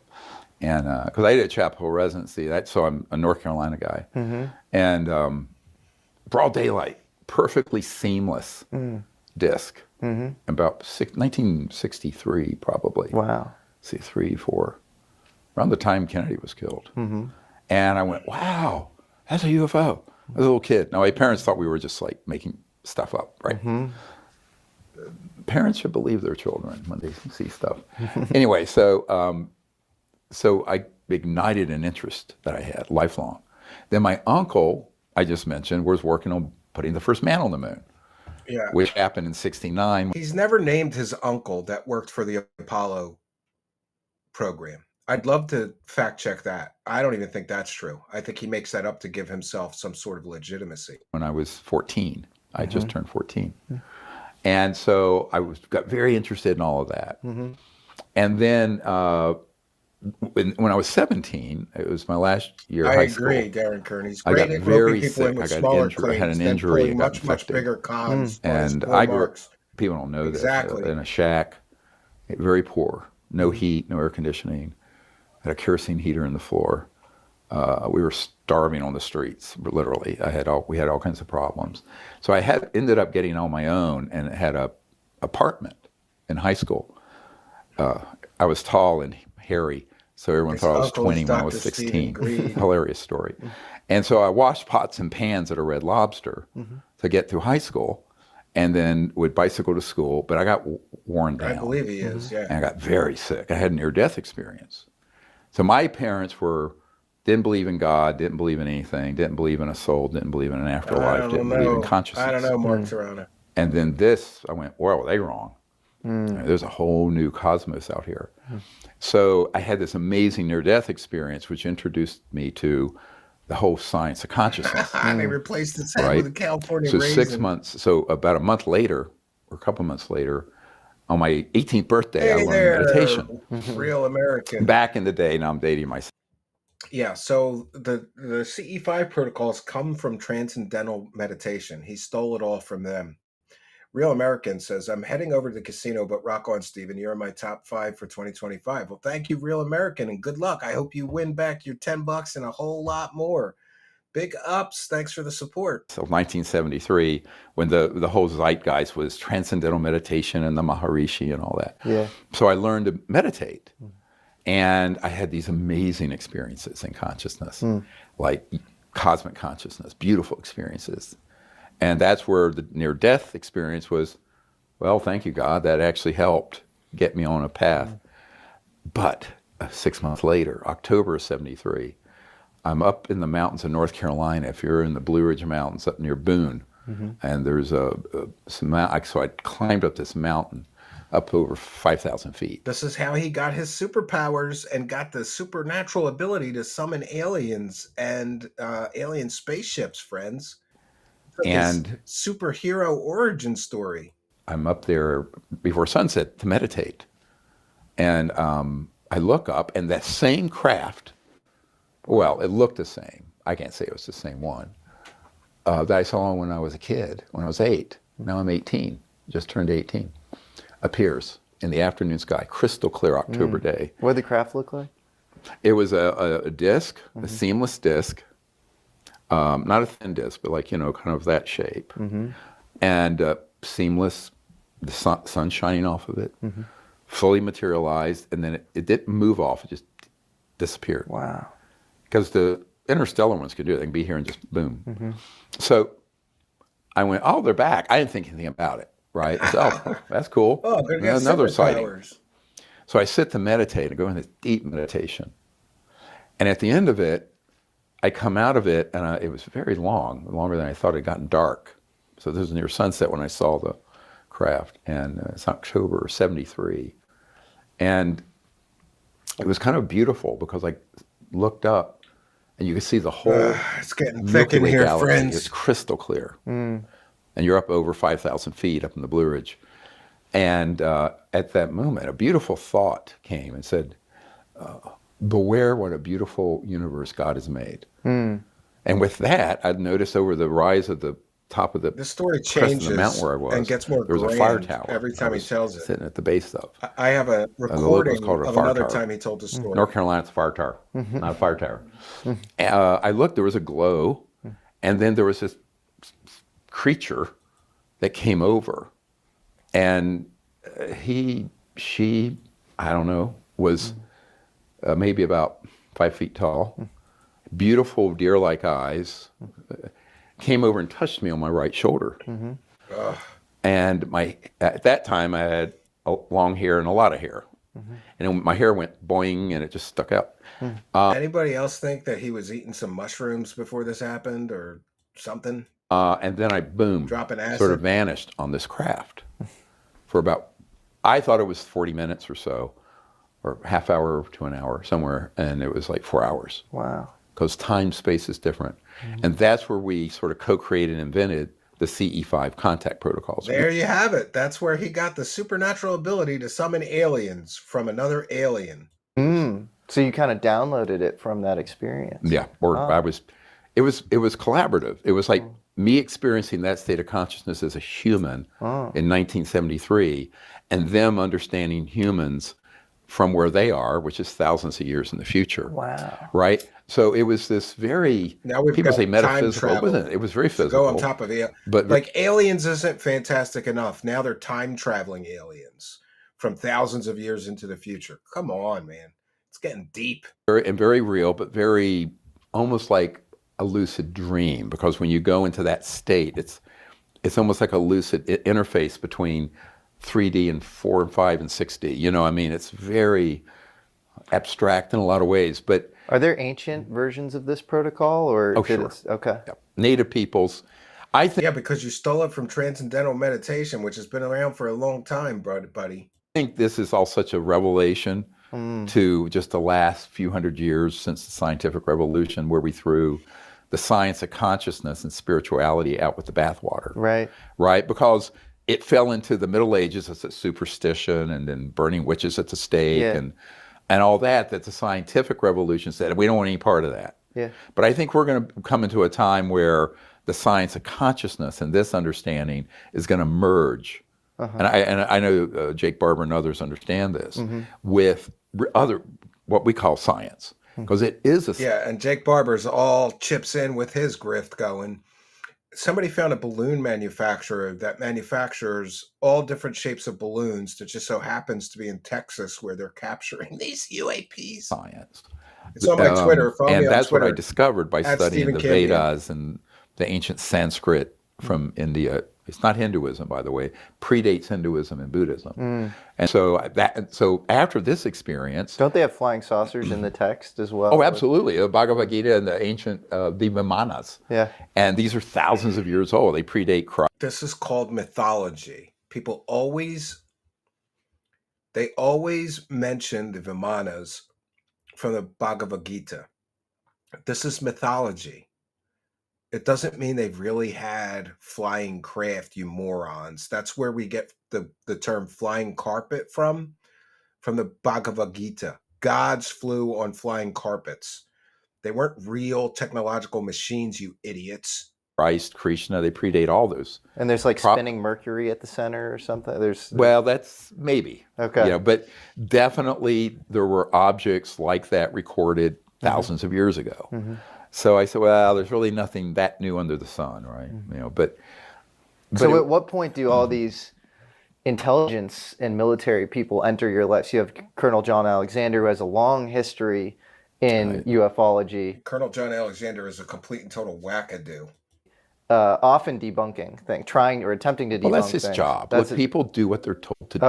Okay. Look, I'm a disinformation agent debunker myself, according to Greer and many others. I mean, if you're someone on the payroll and you're told you do this or we kill you, or if you do it, we'll make you very wealthy and comfortable for the rest of your life. Yeah. Most people aren't going to do what I'm going to do. Is that why? I said, sit on it and rotate to stumble by. I'm sorry, it'd be vulgar. The $2 billion. He told the dead guy, I don't want your $2 billion. I'm going to talk about UFOs, even if you're offering me $2 billion. Come on. Yeah. Do you have that in writing, the offer? Oh, God, of course not. Don't be naive. No, but I have witness to it. I mean, he then went to my wife, tried to convince her. But what I'm saying is that... so he's going to get his wife in on the grift. Most people have a price. Yeah. In either blackmail, threats, or money, or position, or power. Like, I've known a couple billionaires, all they wanted to do is get access to the secret technologies and understand and see stuff. Bigelow was one of those. But I knew him at the Rockefeller Ranch in '93, right? When Rockefeller hosted all these folks. And Lawrence Rockefeller, right? Yeah. Hosted and did he fund some of your work as well? Early on, he did. And he got intercepted by some people on his team who were non-official covers for the CIA. Thank you, Double Tap Ranger Outdoors. Very kind and generous of you. That's one for the goal. Do we have any more? No, we're all caught up. For those unaware, I read every single super chat. Yeah. It's so interesting, though, Rockefeller. You have Mellon, Rockefeller. We'll check in with the Kick chat in a moment. Felt like all these old families seem very interested in this sort of tech. Not just interested, but involved. Involved, okay. Now, Lawrence was the philosopher king of the family. David. He seemed like a good guy, Lawrence. Totally. Yeah. But he was surrounded by devils. These people they don't know it. They get surrounded by these operatives. And it's like, the expression, smile and be a villain. I've never heard that, but interesting. Well, in literature. Boy, we need to reinstitute it. All right, I want to take a moment to check in with the live chat. And we have King Ron gifted 1 subscription over on kick.com. For those unaware, if you become a subscriber during a live broadcast, or if you gift a subscription or gift a membership on YouTube, we give you a big shout out and a thank you. So big shout out and thank you to King Ron, who gifted 1 subscription over on Kick. Very, very much appreciated. Big ups to King. Wait. Do we have another one? Oh, no. Big ups to King Ron over on kick.com. And I will take a moment to recognize the live chat. We've got Hot Fart Fernando over there. King Ron, Scopely, I think it's Scopely UFO, Scopely CFO. Diaper Fur 1488 is over there. Blind Daughter is over there. Winter Soldier is over there. So big shout out to everybody over on the Kick chat. And thanks for being here. We appreciate you. Thanks for appreciating us. Let's get some subs, friends. Sorry. Catch me up. I know, I'm terrible. You imagine growing up, my 4 daughters, oh my God. If I used a word they didn't know, I think atavistic. Robert P. I think we need more. Another one. Here you go. Thank you for your kindness, generosity, and support. Robert P., big supporter of the show. Thank you, Robert P. Let's get some subs. We'll do the Dark Side Phil beggar sampler. Let's get some subs. Let's get some PayPal pledges. Let's get some gifted subs and gifted memberships. Let's get some new members on YouTube. More shaming around cultural illiteracy like I just displayed. So I appreciate that. I'm now extra motivated. No, I'm just ribbing you. Don't take me too seriously about that. But you're a smart guy. But it was quite clear that Lawrence had greatest intentions. But he had said this to me. His brother, David Rockefeller, and Jay Rockefeller, who had been chairman of Senate Intelligence, and Senator... More dead people. Senator Rockefeller you from can't West check Virginia, on these stories about. They were jumping up on his... I'll tell you what he told me. As you know, I'm always on the hunt for things that help me stay sharp, folks. Another commercial from Jesse. He's just filled with commercials of nonsense. Let's continue. I said, look, now this is September of 93. And remember, I'm very new to this, but I got pulled in very quickly after the intelligence community realized that we could make contact. Yeah. What members of the intelligence committee? Can you name them? He won't. Every story needs a good bad guy. And to Greer, the bad guy is always the CIA or the intelligence community, but he never names anybody. And, if you're a public figure and you're being threatened by members of the CIA, I would think you would name them to protect yourself. He never does. Funny that. But there were... Because this is just fiction. This is works of fiction. This is stories. People who are friendly to this. So you have the white hats and the black hats, let's say, that there were people who wanted this to get fixed and people who never wanted this to come out, right? So the ones who don't are implacable enemies. The ones that do try to help, whether they're doing it overtly or covertly. I don't invest any money. He was trying to help them. His nephew, strange question, the Senator Jay Rockefeller, and his brother. RoboNext666 gifted 1 Truth Seekers membership, and this is why you got to become a subscriber, because only subscribers are eligible. When a kind and generous person like RoboNext gifts a membership, it gets randomly distributed to somebody in the live chat who is a subscriber but not yet a member, and I'm happy to see that. Pay it forward. Double Tap Ranger Outdoors, who just sent a super chat, was gifted a Truth Seekers membership. So they're a couple bucks up on us, Double Tap Ranger Outdoors, but I'm glad to see that. Thank you, RoboNext666. And make sure you hit that like button. Yes. I'm jealous of his commercials. Yeah, I need some shit to sell. Oh, that reminds me. I do have some shit to sell.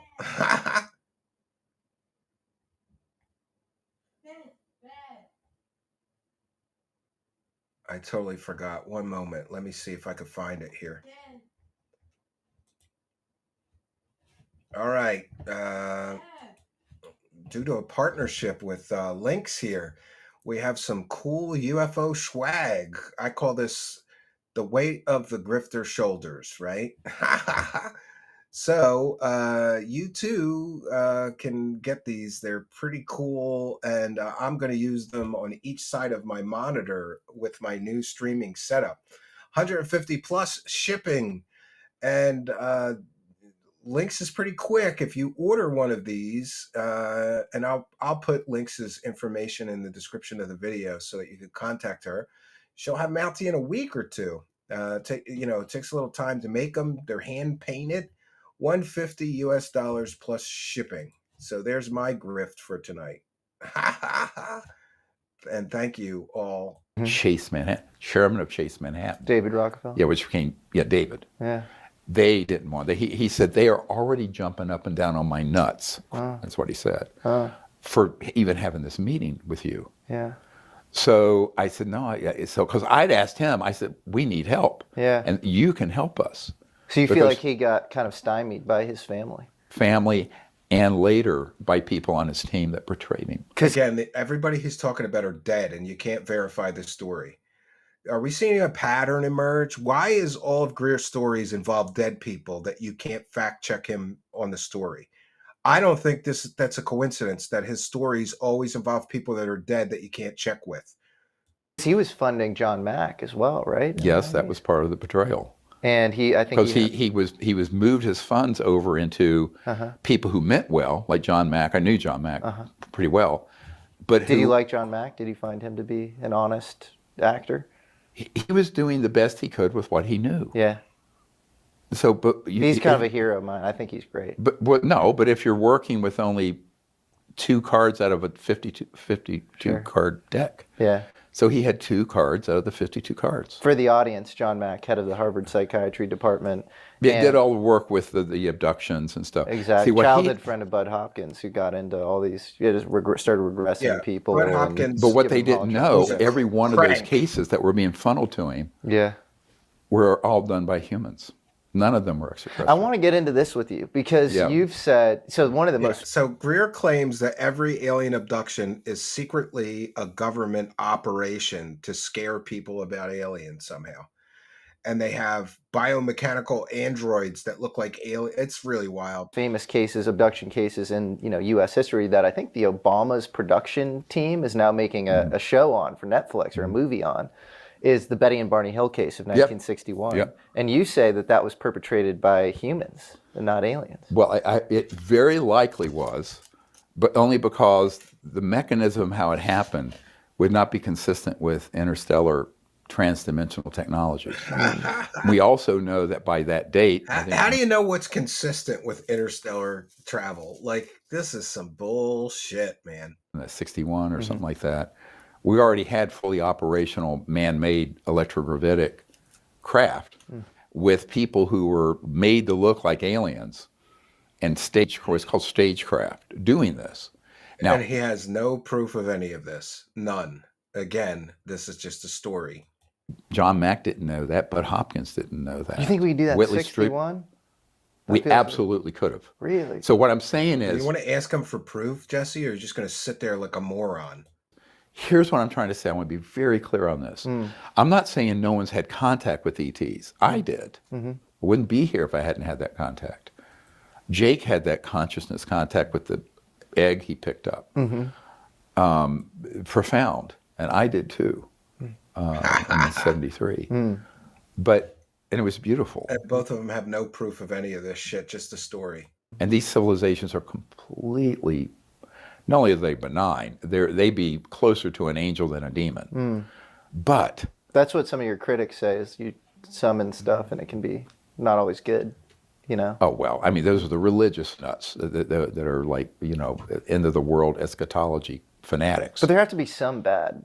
Like, just like us, right? Aren't there Oh, yeah. I'm sure bad there ones? are, but they're not allowed out of their solar system. It's like, I know that.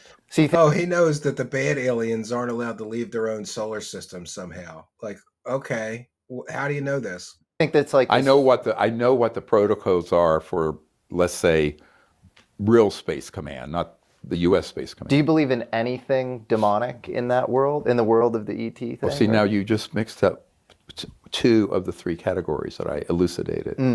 There are extraterrestrial vehicles, or NHI craft. There are man-made lookalikes and facsimiles. And there are things from other dimensions that are really nasty. Okay. And he has no proof of any of this. Are not extraterrestrial. And you're saying if you... But they're being deliberately conflated by people like Jim Semivan and Elizondo and others to gaslight people in Congress. But wouldn't Jacques Vallée have said that too? Wouldn't he sort of say... because in the 80s he got taken in by that organization. You think Jacques Vallée is co-opted by... He absolutely did get it. Really? 100%. We know who did it, how they did it, what he got. His competition. Can you say anything more? No, I won't. I'm just saying we are not going to tolerate people who spread, knowingly or unknowingly, disinformation that could lead to an interplanetary war and the termination of life on Earth. Well, that'd be That's what that agenda is. Don't be naive. Yeah, they want to fight those aliens. How do you get the minds and hearts of people to unite against some totalitarian global threat unless they've been brainwashed for decades? So anybody that disagrees with Greer has been brainwashed. With abductions and mutilations and false images and Hollywood movies. That's what that is.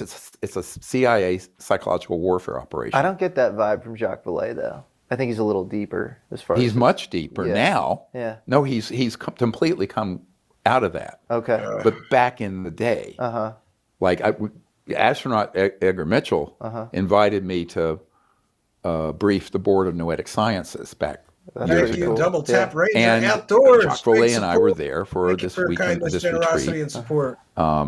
Eventually, Claiborne Pell, Senator Pell came. That's really interesting. Claiborne Pell is, senator who is Biden's closest mentor. I agree. And he was part, and Claiborne Pell, this is ridiculous. I found out later after he died, was part of this cabal. Well, he's interested in all this stuff. Yes, but he was also carrying water for that organization. Interesting. Yeah. So now, look, I mean, this has been a 35-year thing. When you say that organization, is that Magic or yes, what was this covert MJ12 transnational thing transnational that we gave you the graphic for. You guys can show to the public. Well, it is interesting what was rumored. So the MJ12 documents came out from 84, the string of documents, 84 into the 90s. Yeah, I'm aware. And in the Majestic 12 was a guy named Detlev Bronk. And Detlev Bronk was, I believe, president of the Rockefeller Foundation for a little bit. Yes. So look, nothing like citing a fake government document as proof of something. He just showed a fake government document on the screen. This is ridiculous. Big industrialists. So first of all, let's ratchet this back. Provably fake government document. A little bit. Yeah, sure. What the definition of The MJ-12 documents are fake, full stop. Fascism is. Nowadays, if someone disagrees with you, you're a fascist. Everyone's a Nazi, everyone's a fascist. Right. Let's put that aside. The actual definition of fascism is very powerful industrial corporate interest taking over and overly influencing the government of we the people and corrupting it or moving it in the direction so that the government is serving the interests of those large oligarch corporate interests. So in the industrial... I just had a flash thought of like confidence man. Like Greer speaks with a hell of a lot of confidence. You know who else does that? Con artists. That's where the term comes from. Confidence man. Revolution and era. It would have been... I love how he speaks as an authority, but never shows any goddamn evidence. His evidence is a dead guy said this to me. That crowd, JP, Morgan, Rockefeller. Now it's the big tech companies and others.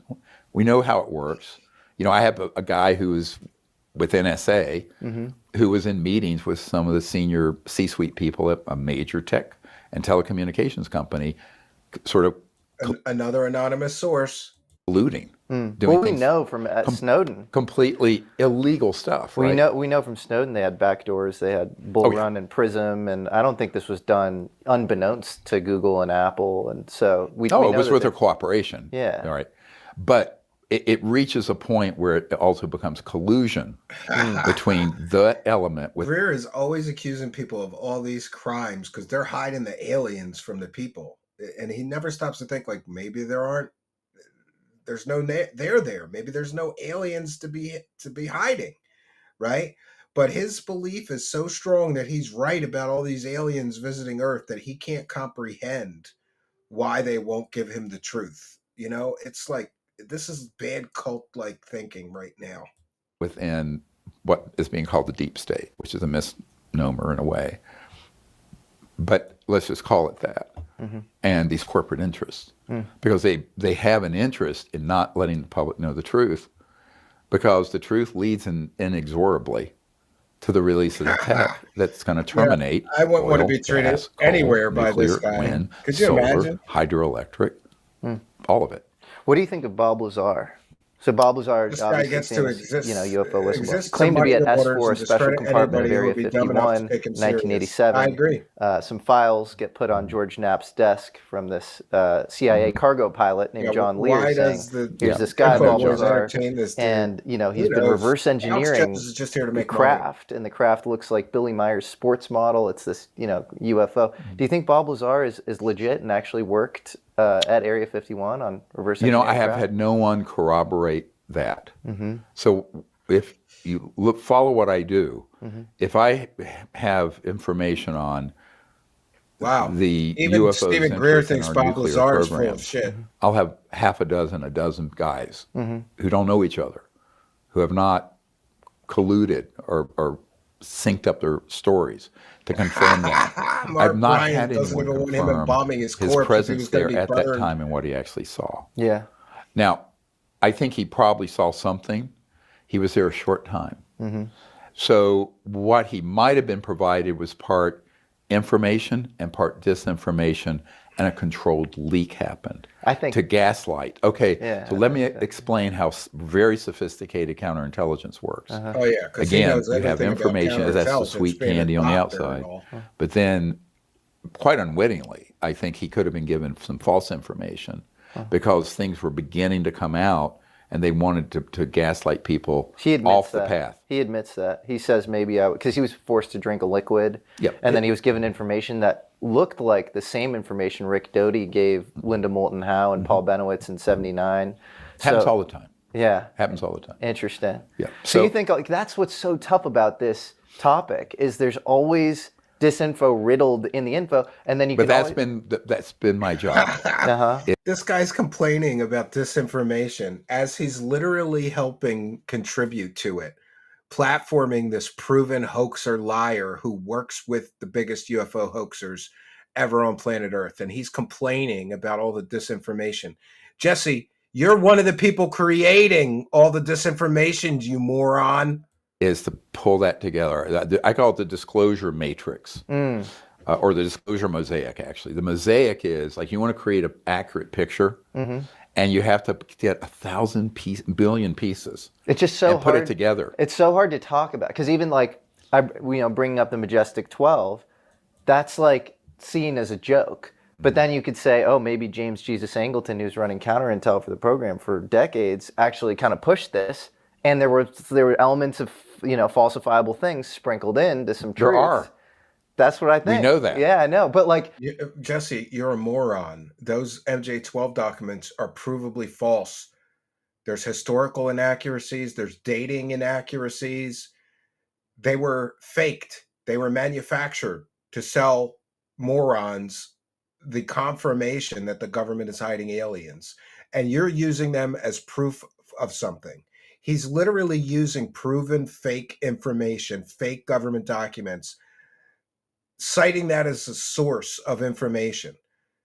If you're citing fake documents, you got a problem, Jesse.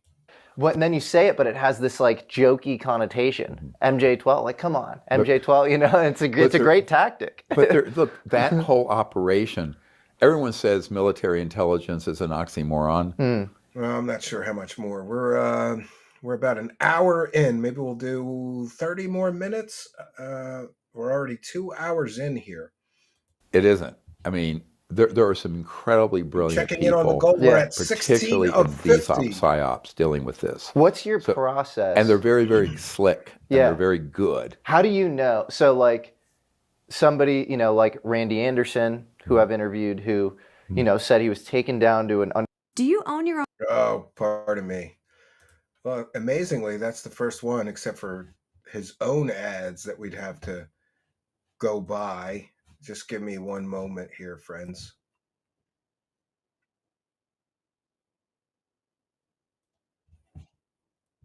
Yeah, that guy was a total bullshitter that he platformed as well. This guy, total bullshitter. Yeah, at Crane, and he again came to you first, and so I want to. You should be given a lot of credit for all these whistleblowers who are coming out. Yeah, and again, Jesse loves the term whistleblowers. If all they have is a story, Jesse, they're not blowing the whistle. They're telling a story. And you, Jesse, are a moron that helps sell their stories that are all evidence-free. That gentleman that you just referenced is telling evidence-free stories, and you jumped right in and helped him sell his evidence-free stories because you got your bit of the money, didn't you? Or Jake Barber, who said he was red teaming you initially. He came to kind of infiltrate your camp. How do you verify that somebody is, actually has your best interest at heart and is being truthful to you? Because for me, I'm just being very real. Sell the story, often it's like I think I've gotten certain things wrong, and I think I just try to suss out people's energy, but then also obviously look for as much cross corroboration that isn't correlated with the source. But, like, I have to have a certain percentage of humility where it's like I've probably gotten things wrong before. And so, absolutely. You feel the same way? Or look, in 1997 briefings we did for Congress off-site at the Westin Hotel, we had somebody made it very far into that process who... There's no proof that Greer ever briefed members of Congress. None. And Jesse's just going to sit there like a moron and forget to mention that Greer has lied about briefing presidents, CIA directors, members of Congress, members of the Senate. You don't think it's relevant, Jesse, that he's been caught lying about briefing people and he's going to sit here and tell you that he did private briefings for members of Congress at a hotel? You're not going to ask him for evidence or even a list of which congressmen or senators did you brief? So we'll check with them about that briefing. Of course not.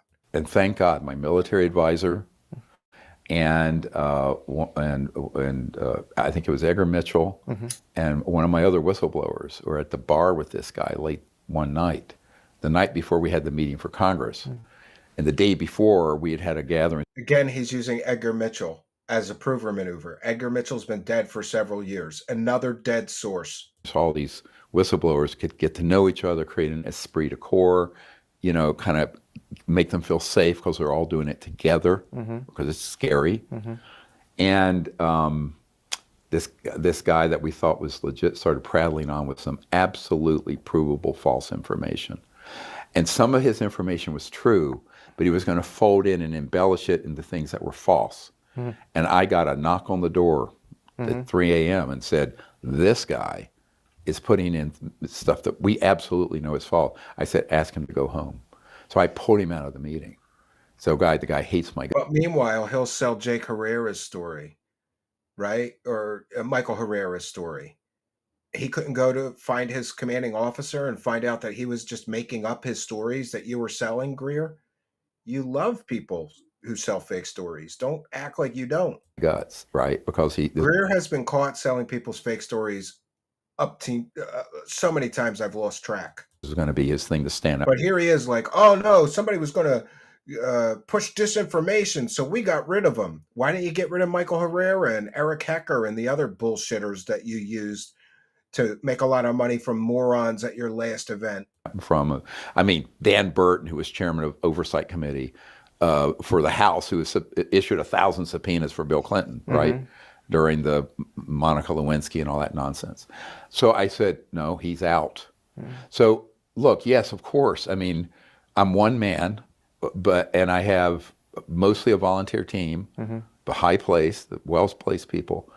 But yeah, I mean, I've been gaslit and deceived and betrayed, and ultimately, it's like what is in ye shall know them by their deeds. But what do they do? Eventually, someone's going to show their ass, right? And then they're out.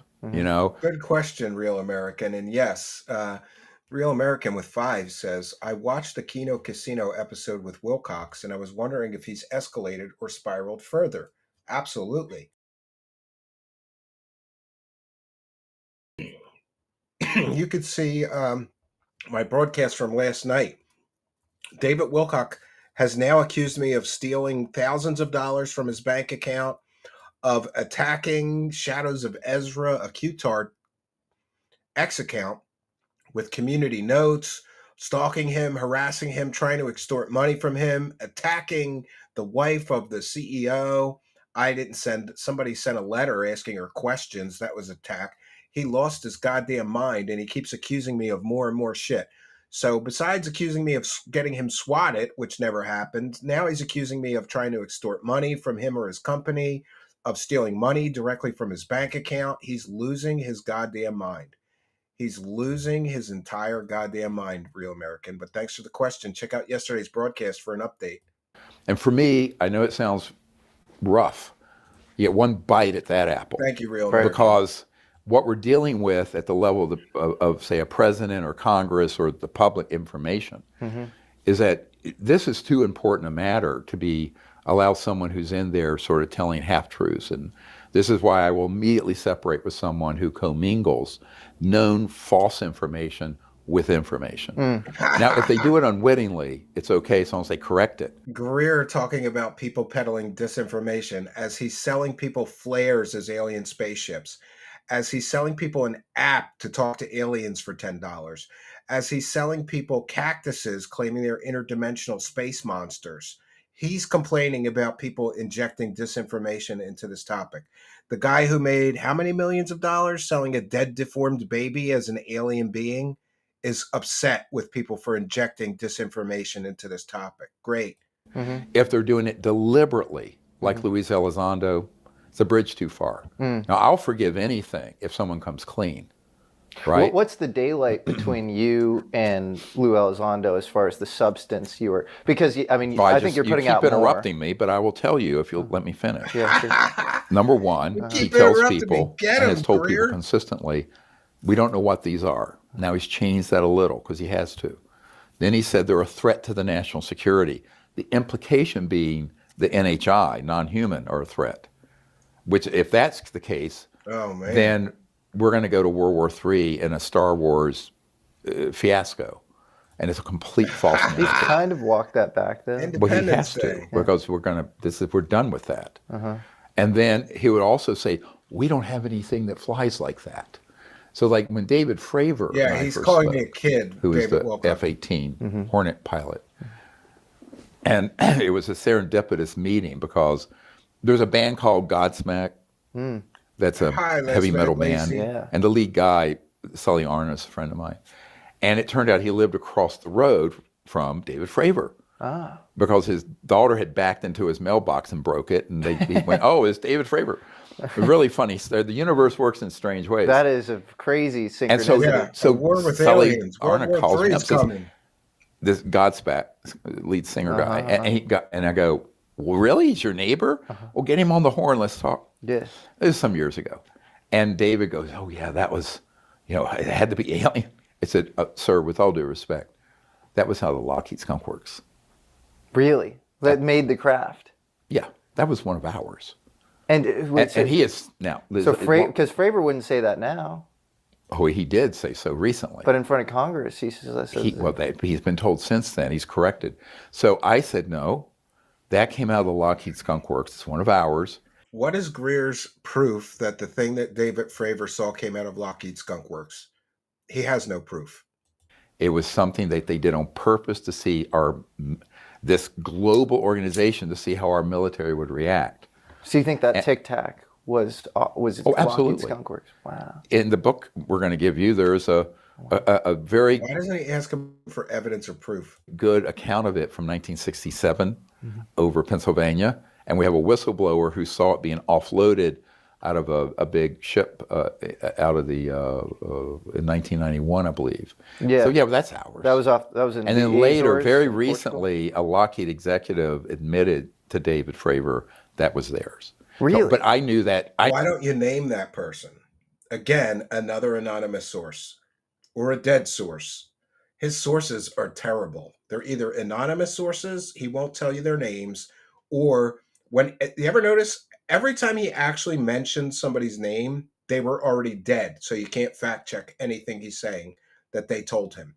I knew from the first time I saw it, I said, it was all over CNN. I go, that's not extraterrestrial. It's one of ours. But David Fraver feels pretty no nonsense to me. Do you think he's knowingly lying? No, he is a totally straight up guy. Yeah. But let me unpack this a little bit, if you'll let me, and just stay with me for a minute. If you're a pilot flying jets, which are circa 30s, 40s, 50s, or a guy doing stuff with rockets like Mr. Musk, which is circa 1940s, right? The V2, that was Werner von Braun. So a rocket, they're fancier now and better computers. The technology is very old. It's a Roman candle, a Chinese candle, going up and blowing up periodically. So this is primitive junk. I mean, it's all junk. So as if any of this super advanced technology existed, wouldn't Elon Musk know about it and be using it instead of ancient technology? Nobody ever explains that. Why doesn't Musk have anti-gravitics and electrogravitics? Why isn't he using something better than rocket technology? Could it be because that shit doesn't exist except in the land of wackadoo make-believe? It is, compared to what we have out in these covert programs. So you have no foundation to have been read in. If you're an F-18 pilot, why would you be read into something the President of the United States isn't read into? And here we go again. But why wouldn't? And so the President of the United States is read into any program that he wants to be. There's no classification level above the president's purview. That is a ridiculous UFO trope that people have been using. Oh, it's 27 levels above the president. No, it's not. That's bullshit. He's the ultimate classifying authority. If he doesn't know about a program, that's one thing. But if he asks to be briefed into any program, the president is briefed into any program. So the same is true if you're working for an aerospace company, but you're working on the conventional end of it. So they're saying the truth as they know it. This has been and the danger. Here's the danger so far for me, because this is like all of his usual repeated talking points, using dead people, using all these anonymous sources, no evidence, no proof. Just trust me, bro. That's what we've had for an hour now, hour and 6 minutes. Trust me, bro. The aliens are here. I want to get to this, a big key point. If you don't know, there are three major things going on. ET, man-made, and this weird Stranger Things, sort of extra-dimensional spooky stuff. And that they're deliberately being commingled to obfuscate, hide the truth. Who's commingling them? You're going to get it wrong. So that is the core of how the psychological warfare operations work. Because most people, and this is from whether you're the president or the King of England, you're not going to know enough unless you've done a huge deep dive into this, which has been my task to try to unravel this mess. Because when I started out, I thought everything that went bump in the night was alien. I did. 90, early on. And it wasn't until I started having people come forward who said, we piloted these. And then I had guys come forward who had actually been on the abduction squads, made to look like aliens. And they said, you met people who committed those crimes. Yeah, and they feel terrible later in life. So if they were very young, they were young guys doing it. Or anonymous sources. Now they're like 70, 80 years old. They feel terrible about what they did, and they regret it. But they said, if we talk about this publicly, they will absolutely tell us. Yeah, he is rich. He's not because that's the heart of the secrecy. It's the mind control stuff, the sort of psychological word. They want everyone to believe there's a threat from out there. Because the card they want to play, that Werner von Braun warned about on his deathbed to my friend Carol Rosen, was they want to create an alien threat to unite the world in this sort of dystopian, not a golden age, but a dark age of militaristic totalitarianism. So if Lou and his guys move in that direction, I got to call it out. And people say, well, you're not very friendly. I said, no. I said, we got to protect the human future. I mean, where are we going to end up? And where's the end of this algorithm going? You run this algorithm like they're doing it. Oh, we don't have any craft like that, because they don't want the National Military Command structure to know that something they encounter, like Mr. Fraver did, was ours. And therefore, they'll say, oh, it's alien. Oh, therefore, we're going to engage in this war. This is how you start wars. Another one hearing the call of the goal. And we are up to 18 of 50. We might actually hit a goal for once. Thank you, Real American. Much, much appreciated. I'm honestly more afraid of the Michigan dog man than whatever aliens this guy managed to talk to. Good point. Yeah, the Michigan dog man's a strange story. We're going to do a dog man episode. I love that shit. Dog men, Bigfoot, cryptid creatures. Thank you, Real American, for your kindness, generosity, and support. Much, much appreciated. Let's continue. Disasters. I'm fading out here. I'm sorry. I should have just made clips of the highlights of this, I guess. This is brutal. After 9/11, when we went into our... Because, quite honestly, if you're new to Greer, okay. But I feel like he tells the same fake stories over and over again with the same anonymous sources and dead people sources over and over again. It's like nothing he says can pass the test of falsifiability. What do I mean? I mean, if I can't fact check him and prove that I can't fact check him with these dead people that he's citing as sources. I can't fact check that and tell that he's telling the truth about what he claims these dead people told him or did with him. But he can't prove it's real because they're dead. So we're just at an impasse. It's worthless information. If the story can't be fact-checked or pass the test of falsifiability, look that up. Falsifiability means I should be able to either prove the story is true or prove the story is false. And if I can prove neither of those things, then these stories are completely and totally worthless. That's the problem with Greer. Falsifiability. None of the things he talks about can pass the test. Iraq, and Saddam Hussein had nothing to do with that, and he didn't have the weapons of mass destruction. This is how you connect the next he had the big Iraqi war. Stargates. This is what happened with COVID. Man. That's what they took a dangerous virus, it got loose, and then they shut the world down, even though the World Health Organization admits now that was a big public health mistake. So the problem becomes this being mishandled by this president. You're right, Real American. Congress, every interview is a shot-for-shot remake of a History will Channel be 1,000 cutaway. times worse than with the mishandling of COVID Smoking or dogs 9/11. and dino beavers. So we're out of time to get the information out in a truthful way but a truth that can lead to a future that He is does. a gold. Oh, he has everything memorized. You're right. You're right. He's very good at repeating the same stories over and over and over. Like we covered that Alex Jones interview. It's all the same stuff in this. It's all the same memorized talking points. Funny that, right? Of peace, prosperity, a pristine planet that gets fixed, the end of poverty, and peace here and in space. You cannot have peace on Earth and engage in war in space. I would hope. Right? Agreed. Well, I would. But that's stop. Yeah. But the people that you're talking about. He won't even let the interviewer say anything, right? He's got to control the whole conversation. Yeah. It's the inescapable conclusion of what they're saying opens the pathway to that. Protecting the human future and consciousness of what kind of world we're going to have, that's actually my central mission. Oh, yeah. He's not protecting the humanity. Project. I would hope that if David Fraver got told by a Lockheed exec, hey, this is one of ours, he would come clean about it. Well, my assistant can look it up. I think it did come out somewhere. Okay, interesting. Yeah. But that makes me Fraver did once say he thought it was happened, because I would love for him to he's a great his view. No, wait. See, that's wrong. Okay. Don't be impetuous. Trying not to be. Don't be impetuous. You have people who speak the truth as they know it, right? But they're only given... So he didn't trust the Lockheed executive? He's hearing other sources telling him other things? No, I'm saying before that, his comments, what he said. But I would hope that he'd then correct the record. He'd then say... I think he probably has by now. Oh, interesting. But I think he has. I mean, he's a stand-up guy. Mm-hmm. Seems like it to me. Yeah, and the problem is many of these people who are great guys get intercepted by people who are slick counterintelligence operatives. Anybody else you think is a bad actor?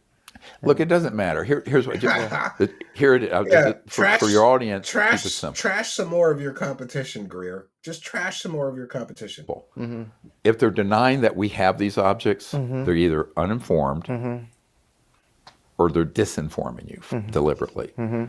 If they say there's a threat from these objects from outer that are not ours, now the ones that are man-made, huge threat to national security.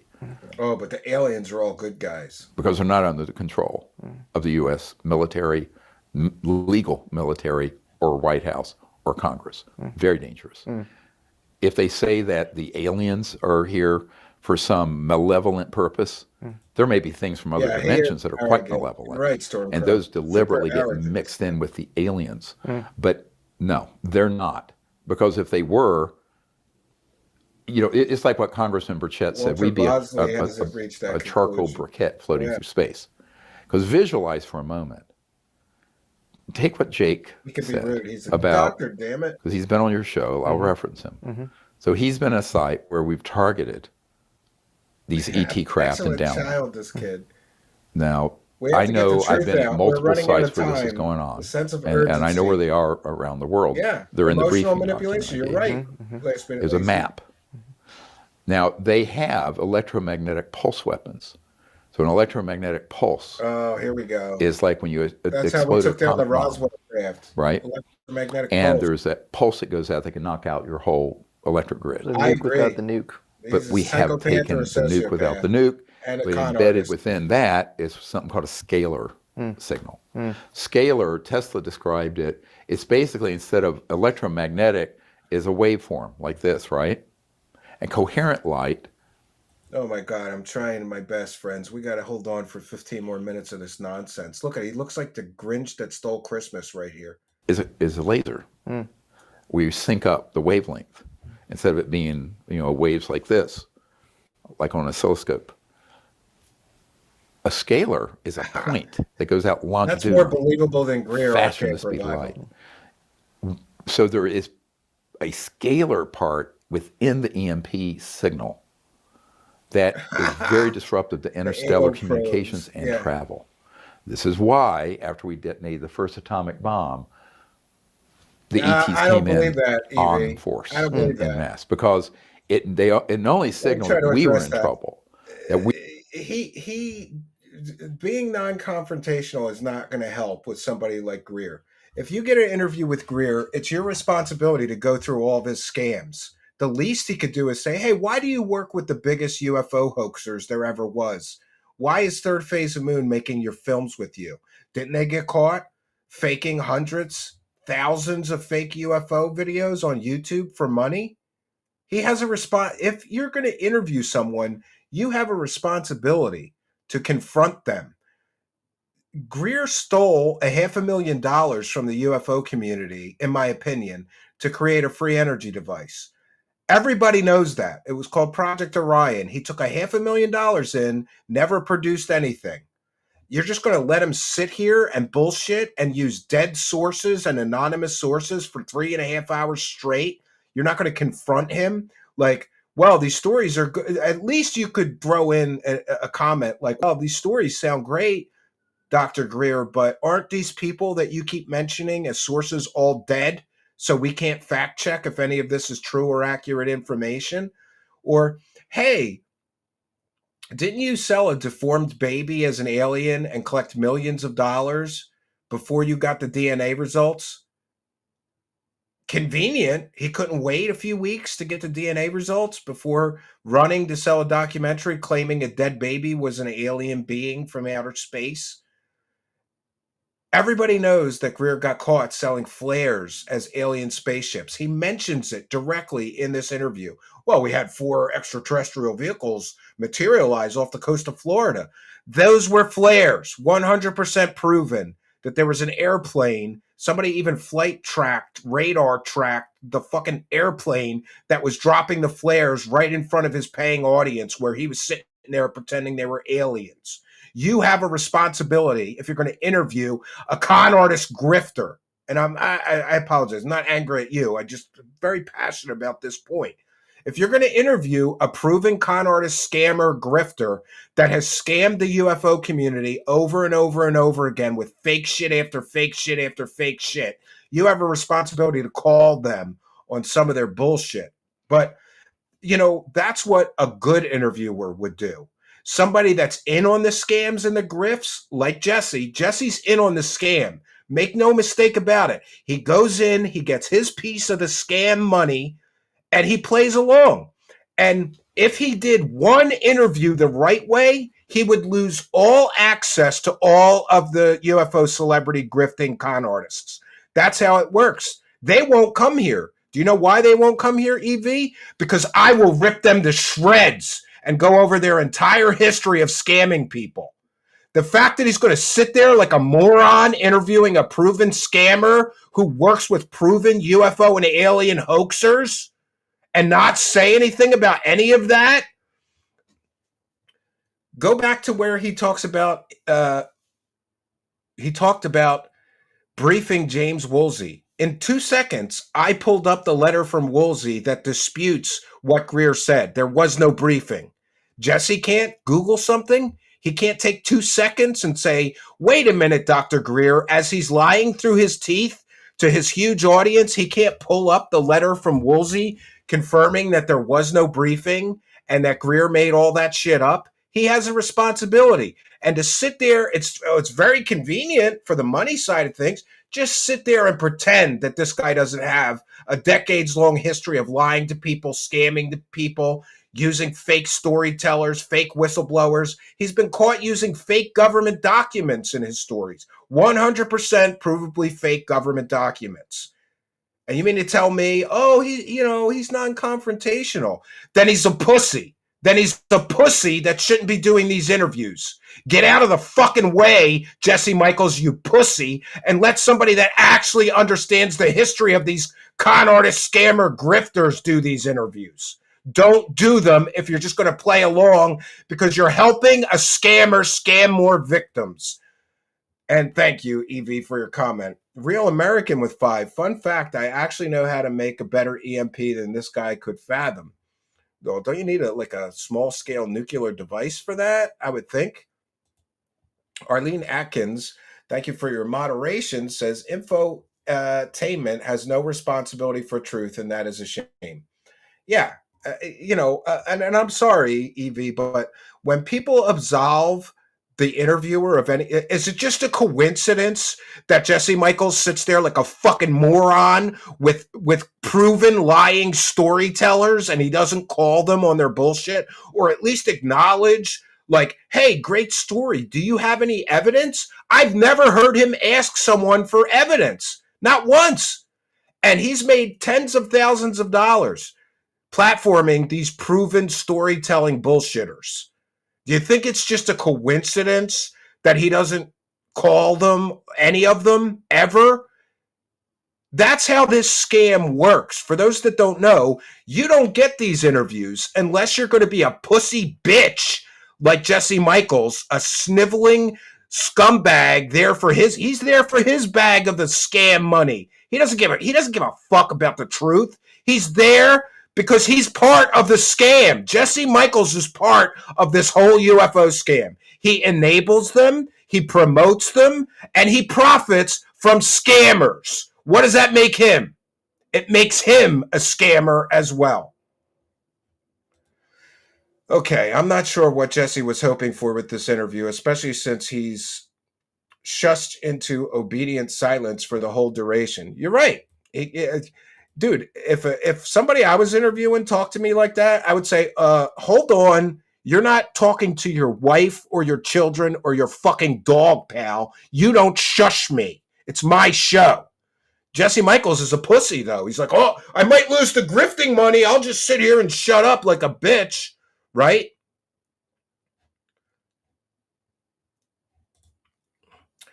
I was hoping you were allowed to confront Jason Sands more in the X space, Steve, but they cut you off. Yeah, of course they did, because they're pussies. They can't listen, Evie, the evidence that these people have is so piss poor and so weak, it cannot withstand any debate. Jason Sands is ridiculous. Oh, I got sent to murder an alien. He was a loser in the military, Evie. Look into him. He was literally like a low-rank loser in the military, and he's using his military service to sell fake stories. Now, we got off track here.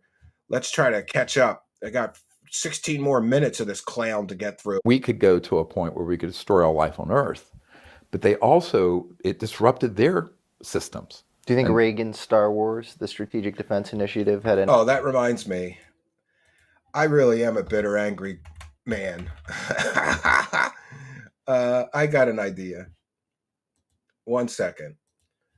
And I will display how they will not allow debate.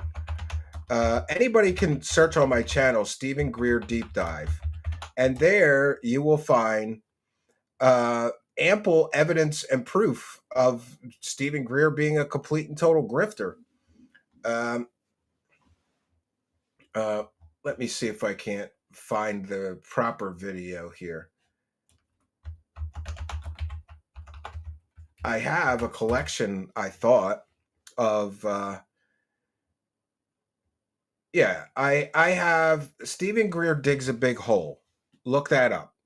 It's kind of ridiculous that, and these people that interview Greer pretend like my channel doesn't exist and they didn't see this stuff. They know that they're platforming a scammer, but they're scammers themselves. They want their piece of the scammy pie, right?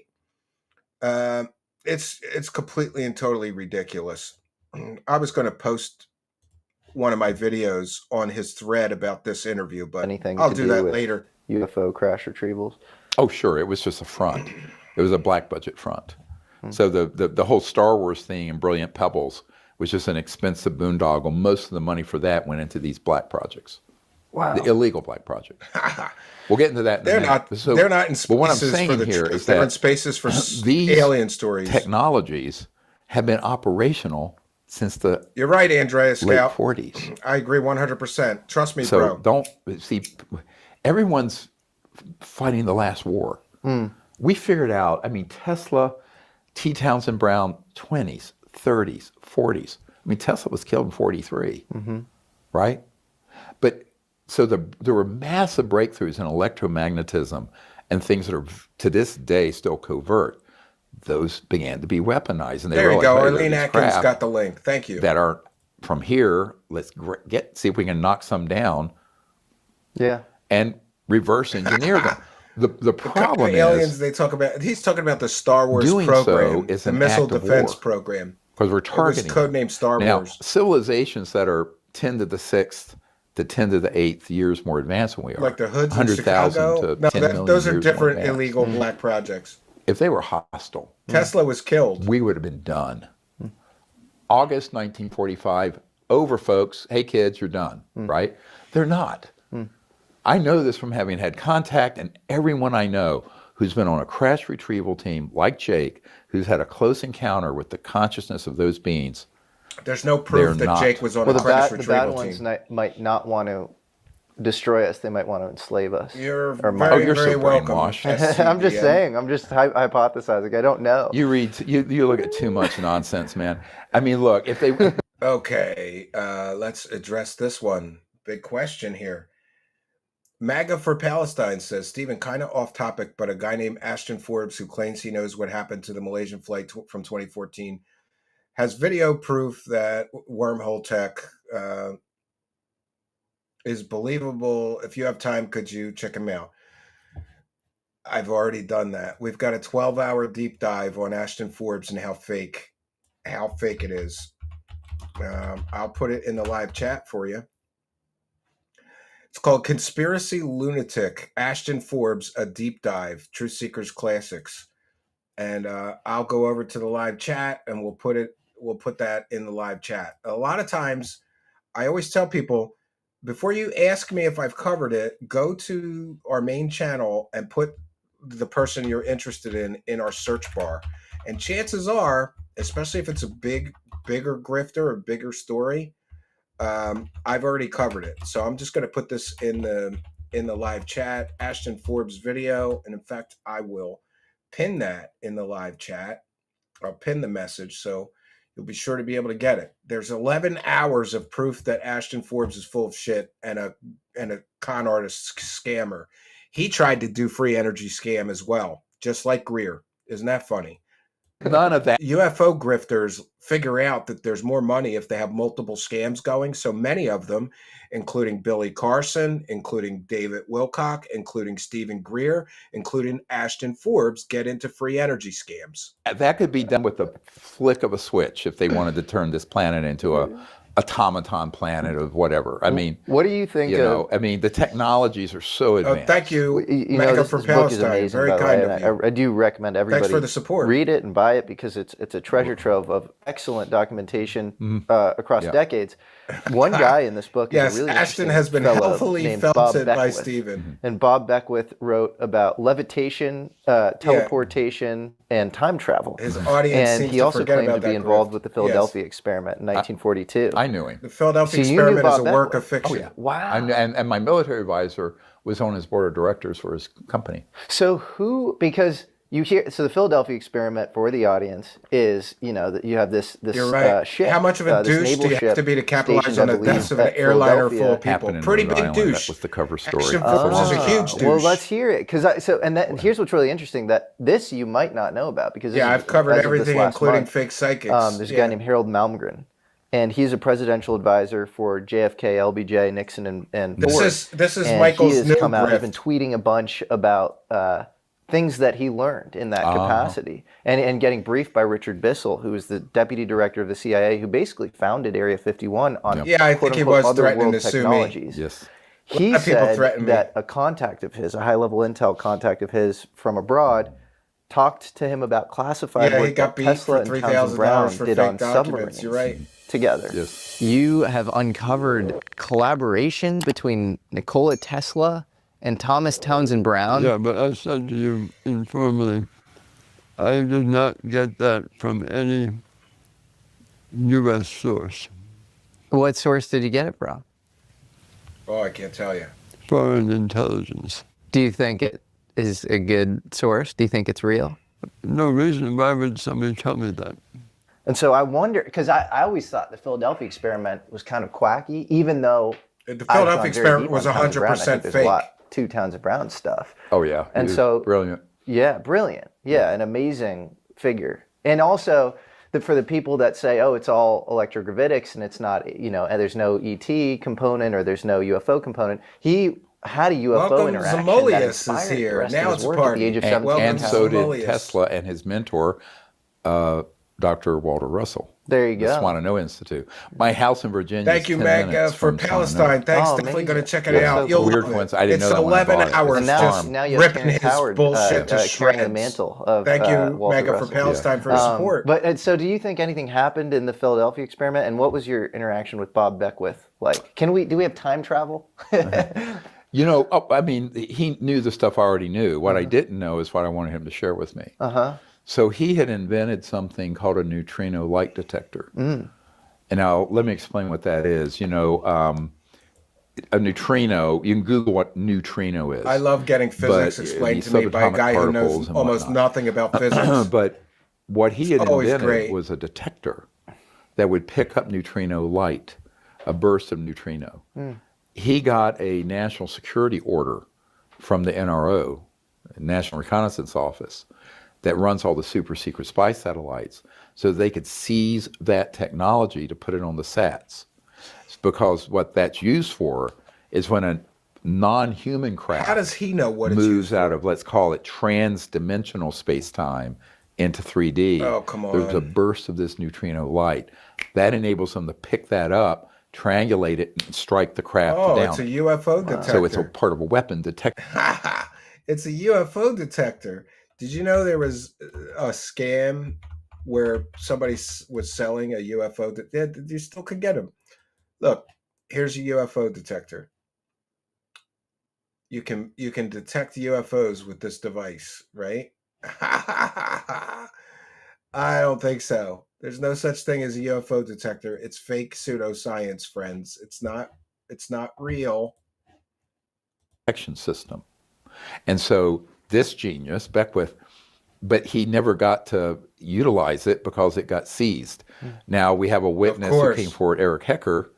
Yeah, this is the plumber who was using documents that said on the top of them, classified as hell. He's about as credible as a fucking crackhead, Greer. A couple years ago, who worked for Raytheon, and they were... Spring is all about... Oh, one moment.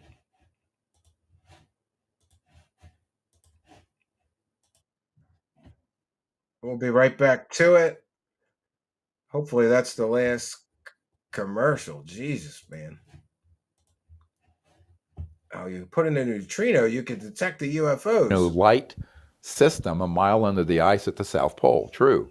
And so one of the prime bad actors in all this is Raytheon.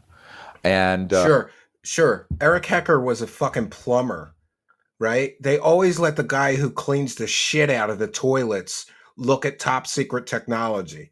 And, you know, no offense, but how does a plumber even know what a neutrino detector circuit board looks like? I have a background in computer science and electronics. I wouldn't know a circuit board for a neutrino detector. How does a fucking plumber know that? You know, along with Northrop Grumman, Lockheed Skunk Works, and others. And he said that caused the Christchurch earthquake in New Zealand. Hecker did. When they flipped it on the first time, because who knows if they got the frequencies right. So it's both an active and passive system. That's the only good thing he did. Pick up these objects. He felt it that Nazi bitch once. We covered that. Out of trans-dimensional space-time into 3D. But they can also he grows more be pepperoni an skin for every lie he carrier tells. For hitting them at very, very powerful pulses. So this is the other problem. If you're in the national military command structure and you're not read to the technologies that this clandestine criminal organization has, well, that's interesting. You're behind the curve. Did you see badly. Did you see the neutrino detectors? Coming of age on that was or did they only let the guy who CIA cleans the shit out of the toilets see then in that 1997, well, and many other people, but in 97, I briefed the J2, the head of intelligence joint staff, Admiral Wilson. Neutrinos in his plumber's butt crack. You may know about that. A memo leaked out from Eric Davis. I know a lot about it. Well, I was briefer. Yeah. So I was in charge of the stand-up briefing. Yeah. It was supposed to be 45 minutes, went on for 2 or 3 hours, and the Admiral kept canceling meetings. But yeah, he forgets to tell everybody that when he talked to Admiral Tom Wilson, he gave Admiral Tom Wilson completely and totally fake government documents. And that was supposed to be what caused him to go look for the aliens, being given fake documents. An admiral would have people on his staff that could verify the authenticity of documents. he wouldn't just accept fake government documents from a UFO nutter. Prior to the meeting, and by the way, Admiral Tom Wilson said he only took this meeting to be kind to Edgar Mitchell. And he completely denies everything in the Wilson notes. But don't let something like facts and evidence, these guys have been trashing a decorated Navy admiral for years to sell their fake alien fantasies. Military advisor who knew him, he had been a senior naval intelligence guy, good guy, wonderful guy, got a briefing document to the admiral and materials prior to our meeting. And based on that, Admiral Wilson was able to run to ground and find some offices where these operations were going on. He denies all nothing of this about it. And he was the head of intelligence for the Joint Chiefs and of Staff. And he denies all of this ever happened. You're putting the equivalent of the Presidential Daily Briefing, intelligence brief together like the Director of CIA does for the President, or DNI does, but for the Joint Chiefs of Staff. He had no knowledge of this subject. And I love how he titles things. The connection to political figures. You mean the lies that Greer tells in connection to... He sat in a meeting with Edgar Mitchell with this guy. He gave him fake government documents. You're not going to bring up that he gave a decorated Navy admiral fake government documents? And when he began to hit pay dirt... Jesse Michels is fucking trash, dude. He is trash. He got threatened. He was threatened with being demoted and taking a star off his lapel, which means a huge pay cut in retirement. And by the time I got to the meeting, he was a combination of furious and scared. All right. So he denies all of this, by the way. I've seen this 1,000 times. I call it disclosure PTSD, which we all have. Right? It's serious stuff. I mean, if you have that level of responsibility, you find out this is going on, a whole universe of this, and you're in charge of the security of the United States. Yes, the neutrino detector determined that was a lie. Most of the free world. Speaking of scary, right? So, extremely. So the meeting went on for a long time, but, one of the existential things at the end of it was I said, well, we really need your help. Sell out trash, Jesse. 28 years ago in April. Sell out trash. We really need your help fixing this problem. He says, well, I don't have access. I've been denied access. And they flat out said, you don't have a need to know. To which he said, I think, paraphrasing, if I don't, who does? I'm the head of intelligence joint staff. Head of J2. It blew him off. So the problem became, I said, look, he said, who else have you briefed to not being allowed to know or control this? I didn't meet with Clinton personally, but the president, the CIA director, and the Secretary of Defense Cohen, and a bunch of other people. It looks like he just got stung by bees. God. I said, yes, now you know how big the problem is. Trauma spooning It's an existential constitutional crisis. Much bigger crisis for the United States and China, Russia, Iran, knowledge of facts, he would have been silent. No one's doing anything about it. It's dangerous that no one's doing anything about it. If anyone's listening with the administration, this should be on your front burner, not on the back burner. Speaking of the administration, bizarre connection between Donald Trump, the sitting president, and the Philadelphia experiment is his uncle. Exactly. There's not a lot of archival footage of John Trump, who was the basically country's lead in radar at the time. Oh, he was at a genius, MIT. Brilliant guy. Genius. Yeah, MIT. And was tasked with going into the FBI vault that had confiscated all of Tesla's files and looking at whether any of that would be of service to national security. Yep. He gets the story completely and totally wrong. Trump's uncle was sent in to pick up all of Tesla's papers at the time of his death, shortly after, not an FBI vault. And so do you think Donald Trump, due to that, might have some special knowledge on this matter? I don't. I don't think his uncle would have ever shared that with his. It's like my uncle, who was with Northrop Grumman. Yeah. The things he told me about were the things, I've been working on the thing that landed on the moon. In 1969, when in the late 1950s we had things that could go to the moon and back without a rocket, right? But if he knew about it, I don't think he would have even told me about that, because everyone knows that lethal force is used. Northrop Grumman have wet works people who kill people. Oh yeah, they're going to kill you. you. So does Lockheed. So does Raytheon. They're going to kill you. These are thugs. Kill you if you get too close to the Russia's aliens. guys, the guys who kind of sent him out to look into this, 3 years ago when I got pulled I don't know into if the the experiment is a skiff work at of the fiction. Senate Intelligence There, I Committee, said it. first thing I Because said is Jesse's that a you're dealing with moron. thugs here. Think of the mafia on super steroids. It's the largest criminal, corrupt organization in the history, known history of the earth, period. And I they love have the that song, technology Real and the American. means to make your life Great a living song. hell, Great which song, mine Frank. has been since 1992. Yeah, they are But grasping at I straws. said, just be prepared, because I believe in informed consent as a doctor, right?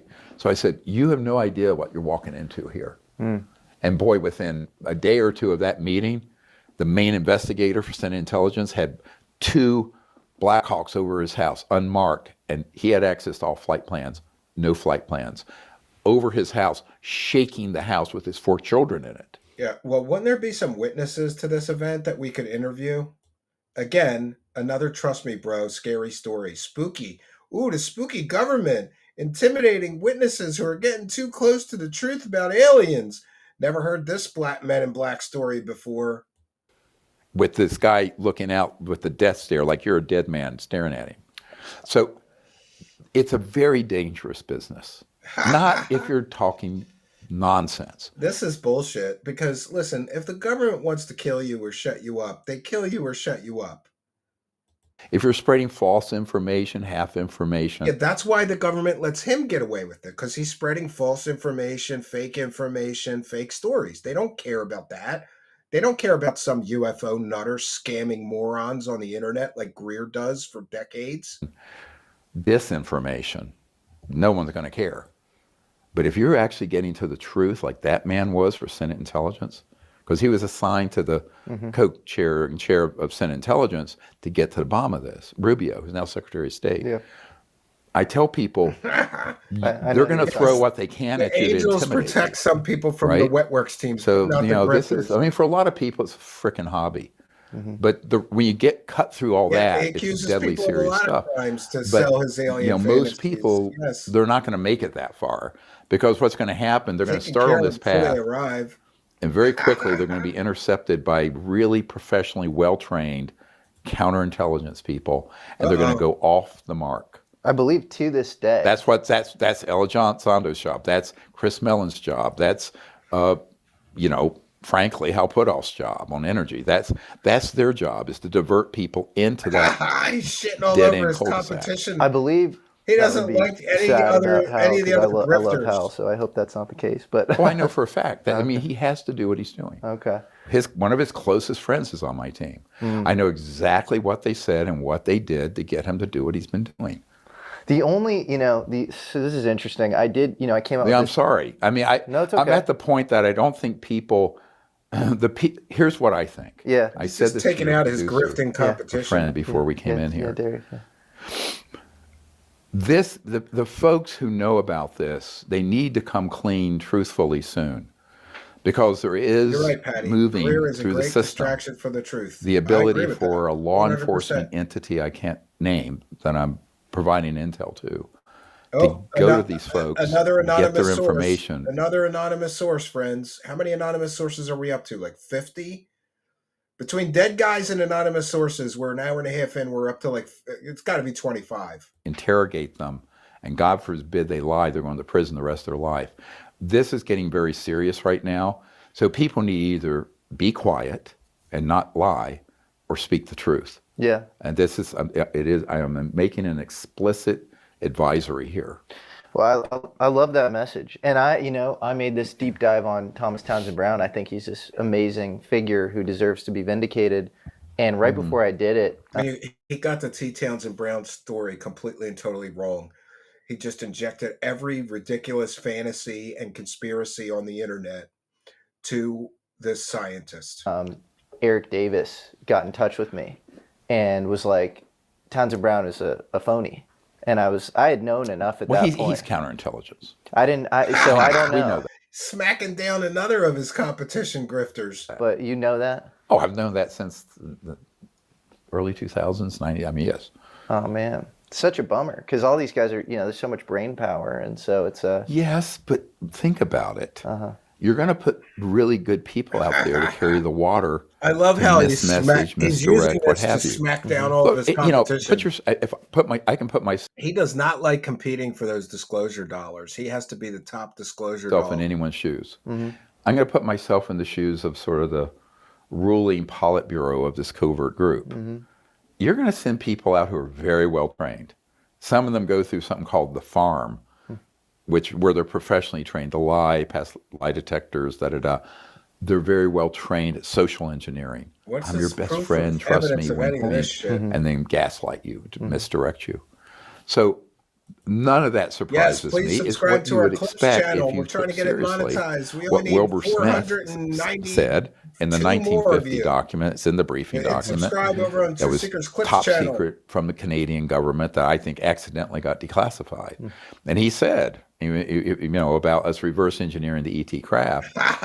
One of his conclusions was, Craig William Pandolfi, he said, no, not a conclusion. He was told directly that this issue was more secret than the development of the hydrogen bomb. 2 levels. Now he's using as a source a Canadian official who was very into UFOs, Wilbur Smith. But Wilbur Smith also believed that he could telepathically communicate with aliens on the planet Venus from his backyard. That's who he's using for a source, a guy who thought that he could telepathically communicate with aliens from the planet Venus from his backyard. Anytime you hear somebody say, well, this is more top secret than the hydrogen bomb, that talking point came from a complete and total UFO wackadoo who thought that he was mind melding with Venusian aliens from his backyard barbecue. Higher. And that was in 1950, 2 years before we had it. And that is how seriously the secrecy is. I have an itch in my throat. Another one. She's there every 5 minutes. One moment. We'll be right back to it. The modus operandi of the ET craft, which means how they operate. Brain power, and they had not done that fake yet. Documents. 54 is when they had the breakthrough. This is 50. I like so plumbers, but if you're trying to keep something like this secret, he needs to go to the funny farm. You're going to deploy every asset you can, up to and including the President of the United States, right? Never mind putting out to, no offense, people new to the subject who have no intel background, where you can gaslight people over and over again. And that's true whether it's you, Joe Rogan, ABC News, 60 Minutes, whoever it is. So that is the Achilles heel of disclosure, is that for every great person who comes forward trying to tell the truth, there are 10 people who are going to say part truth, part fiction. And so I'm just saying that I'm becoming less and less patient with that. I used to be a lot more diplomatic than I am now. I guess, I'm getting old and crotchety. Well, I'm just out of surgery too, so. Yeah, it's pretty impressiue. Well, I mean, I have a little bit. I'm some pain. I don't take any opioids or narcotics. I'm amazed. Well, I wouldn't let him give me even going into surgery. I said, no, give me some Toradol, non-steroidal, and. It's incredible. Well, to this day, RFK Jr., Robert F. Kennedy Jr., he's amazing. And he's in the current administration. He leaves his stream up when he goes and Health takes and a Human shit. Services, right? HHS. HHS. He says that his father was not killed by Sirhan Sirhan, but by this guy Eugene Thane Caesar, who I believe was a skunkworks security guard or something. Look, I have a letter. It may be in the book. It's in our archive. Yeah. And it was his dad writing to you got to mix in some extra conspiracy UFO researcher stuff. back in '68. It's dated 1 month before they killed him. And it opens saying, I'm a card, excuse me. It says, I'm a card-carrying member of the Amalgamated Flying Saucer Association of America. There was such a thing. I went, oh my God, it's so iconoclastic. Oh boy. An anachronism. And I go, wow. And I get this letter. And so years ago, I ran into RFK Jr. at Sundance. And 50 Cent was I was giving a talk, and RFK Jr. had done a documentary those names about you just dropped. Mountaintop removal mining, coal mining in West Virginia. What an environmental disaster! and called the Last Mountain. I think it was called The Last Mountain. It was great. And I told him just briefly, because we were in this crowd, I have a letter from your dad about this UFO issue dated Real a month American before they with one killed for the me. goal. Wham! And boom, that's why, because pow. if he was going to get the nomination and he would have won. But his dad was super interested in this, and also I'm convinced knew that his brother, RF Jack Kennedy, the president, was killed over this. You think he was killed over UFOs specifically? Oh, yes. So the data points that I have around that are, I believe, I don't know if this letter is real. Maybe you would know if this letter is real. There's a letter dated November 12th, 1963, 10 days before he died, to John McCone. John McCone is the acting CIA director because he had just fired Dulles. Right.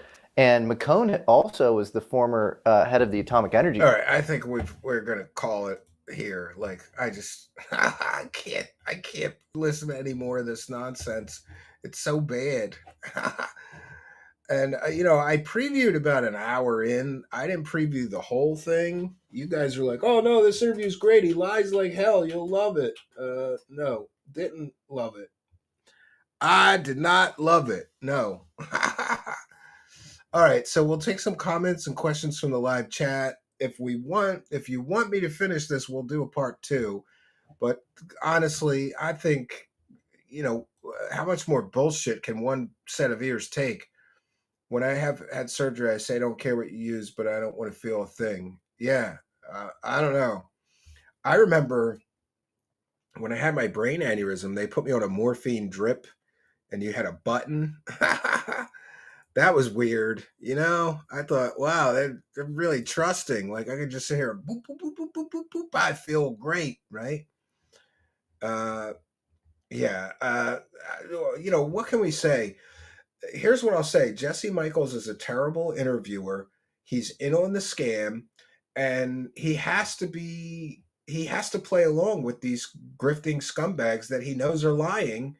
He knows they're lying. He knows that Greer's been caught selling flares as alien spaceships, or he should if he's going to interview. If you're going to interview somebody, you should research their history.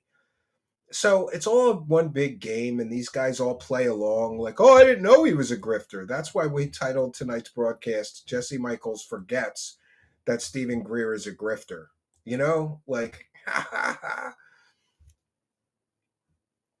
Life force is running out. I don't know about that. Greer held back on the real events surrounding the diamond-shaped craft that went over a Texas highway that Betty and Vicky Landrum were on. The Cash Landrum incident? Is that what you're talking about? That's actually an interesting case. Look, it's the golden ones, Greer. I remember that BS. Yeah, he sold flares as alien spaceships. Then he sold a cactus as an alien interdimensional being that he summoned with his superpowers. It's just also ridiculous. And honestly, I've beyond lost interest in some of these people, and then also I feel like I'm constantly repeating myself, but for people that don't know, you kind of have to repeat yourself, like a lot of people don't know that he got caught selling flares as alien spaceships. Daniel D. Lyon with 5 says, one more for the goal.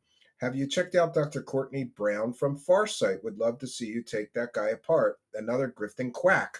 Yeah, and a lot of people don't know it, Daniel, but I'm very familiar with him. Courtney Brown is one of the reasons that the Heaven's Gate cult mass suicide happened. Did you know that, Daniel? He went on Art Bell and claimed that there was an alien spaceship inside or behind the Hale-Bopp comet.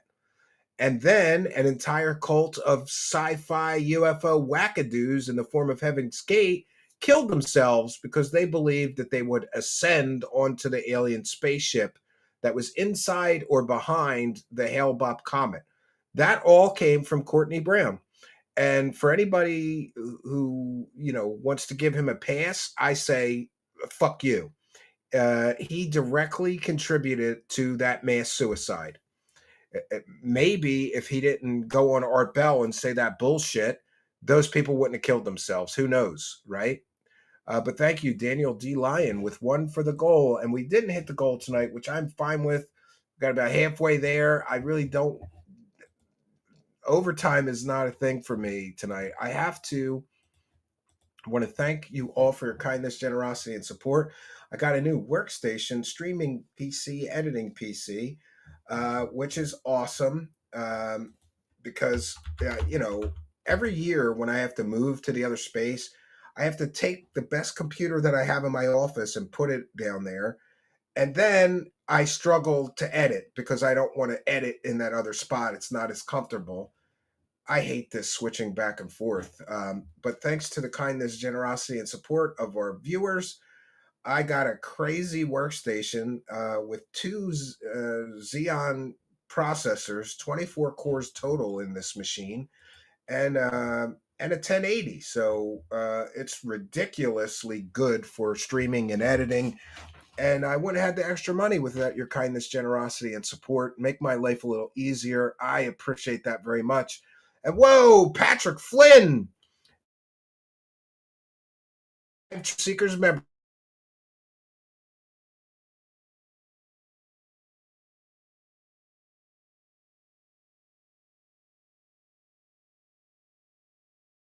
To the membership by Patrick Flynn and Beef and Dwayne Dibley, T. Tammy, and Timbler. All were gifted free memberships thanks to the kindness, generosity, and support of Patrick Flynn. That is why, my friends, you have to hit that subscribe button. Did you know that? When these kind and generous people gift these memberships, you could win one, but only if you're a subscriber. They get randomly distributed to people in the live chat that are subscribers, but not yet YouTube channel members. We'll take a moment to check in with the Kick live chat once again, see if we have anything to call out over there. No, we had a single gifted subscription tonight from King Wren, and we thank him for that.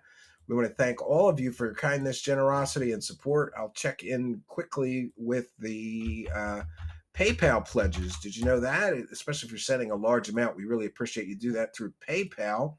Just add a note and give us your chat room user ID and any message that you want us to read off, and we will do that for you. I want to take a moment to thank Initials SS, who gifted a kind and generous $5 in support of the Truth Seeker Show over on PayPal. Thank you, Initials SS. That's today. Maybe Initials RP, actually. But thank you for your kindness, generosity, and support. We also got a $50 PayPal pledge from Maria, who says, "You have broken David Wilcox's mind. I can't believe he's accusing you of more crimes." Yeah, I agree with you. It's really crazy. And thank you for the, wow, $50, very generous of you. Thank you, Maria. Very kind, very generous of you. Praise the cash, bitches. And thank you, Patrick Flynn. I really appreciate that. And Real American just became a member. And as I said, if you become a member or a subscriber on Kick, become a YouTube channel member or a subscriber on Kick during the live broadcast, we give you a big shout out and thank you. So big ups and shout out and thank you to Real American.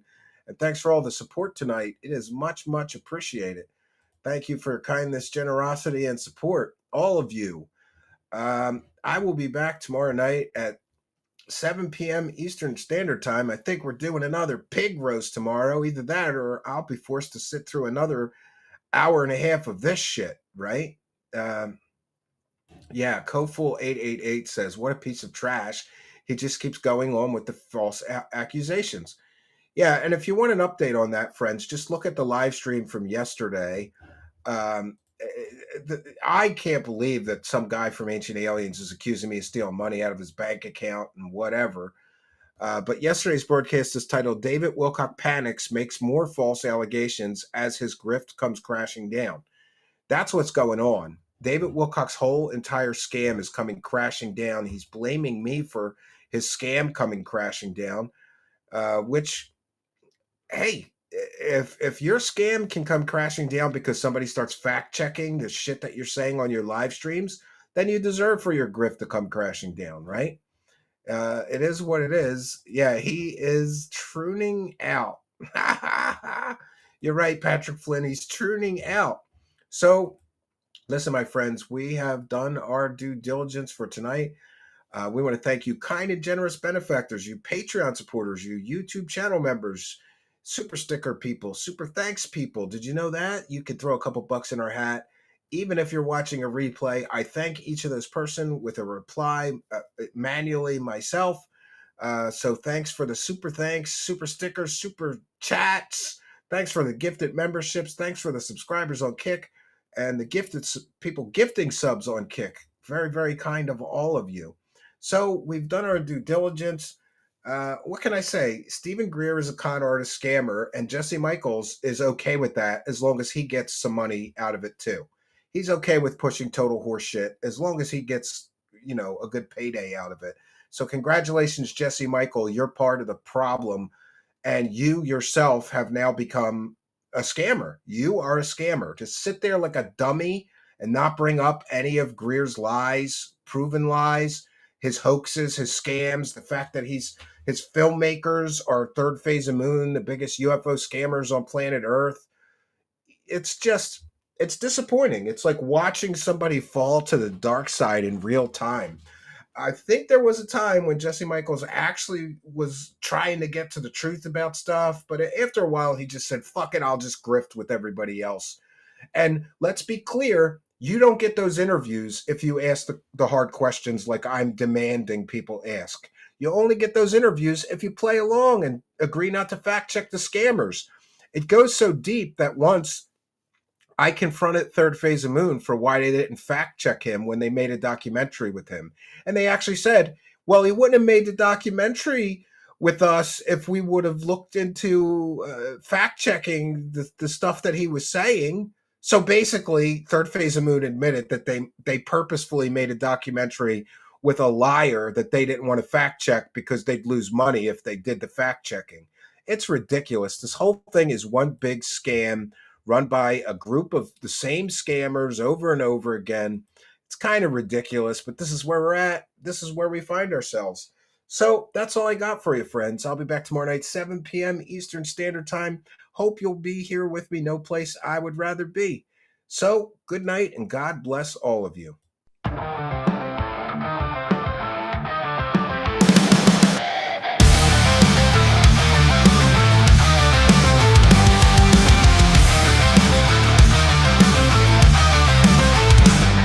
Dark corners of the night, secrets hidden from the light. Whispers turn to screams, shattering all your dreams. Eyes wide open now, truth you can't disavow. Echoes through the halls, crashing all your walls. Truth seekers exposing the truth. Truth seekers coming for you. Uncover the lies, open your eyes. Shadows try to hide, no place for them to bide. Light will pierce you through, reveal what is true. Running from your fears, can't escape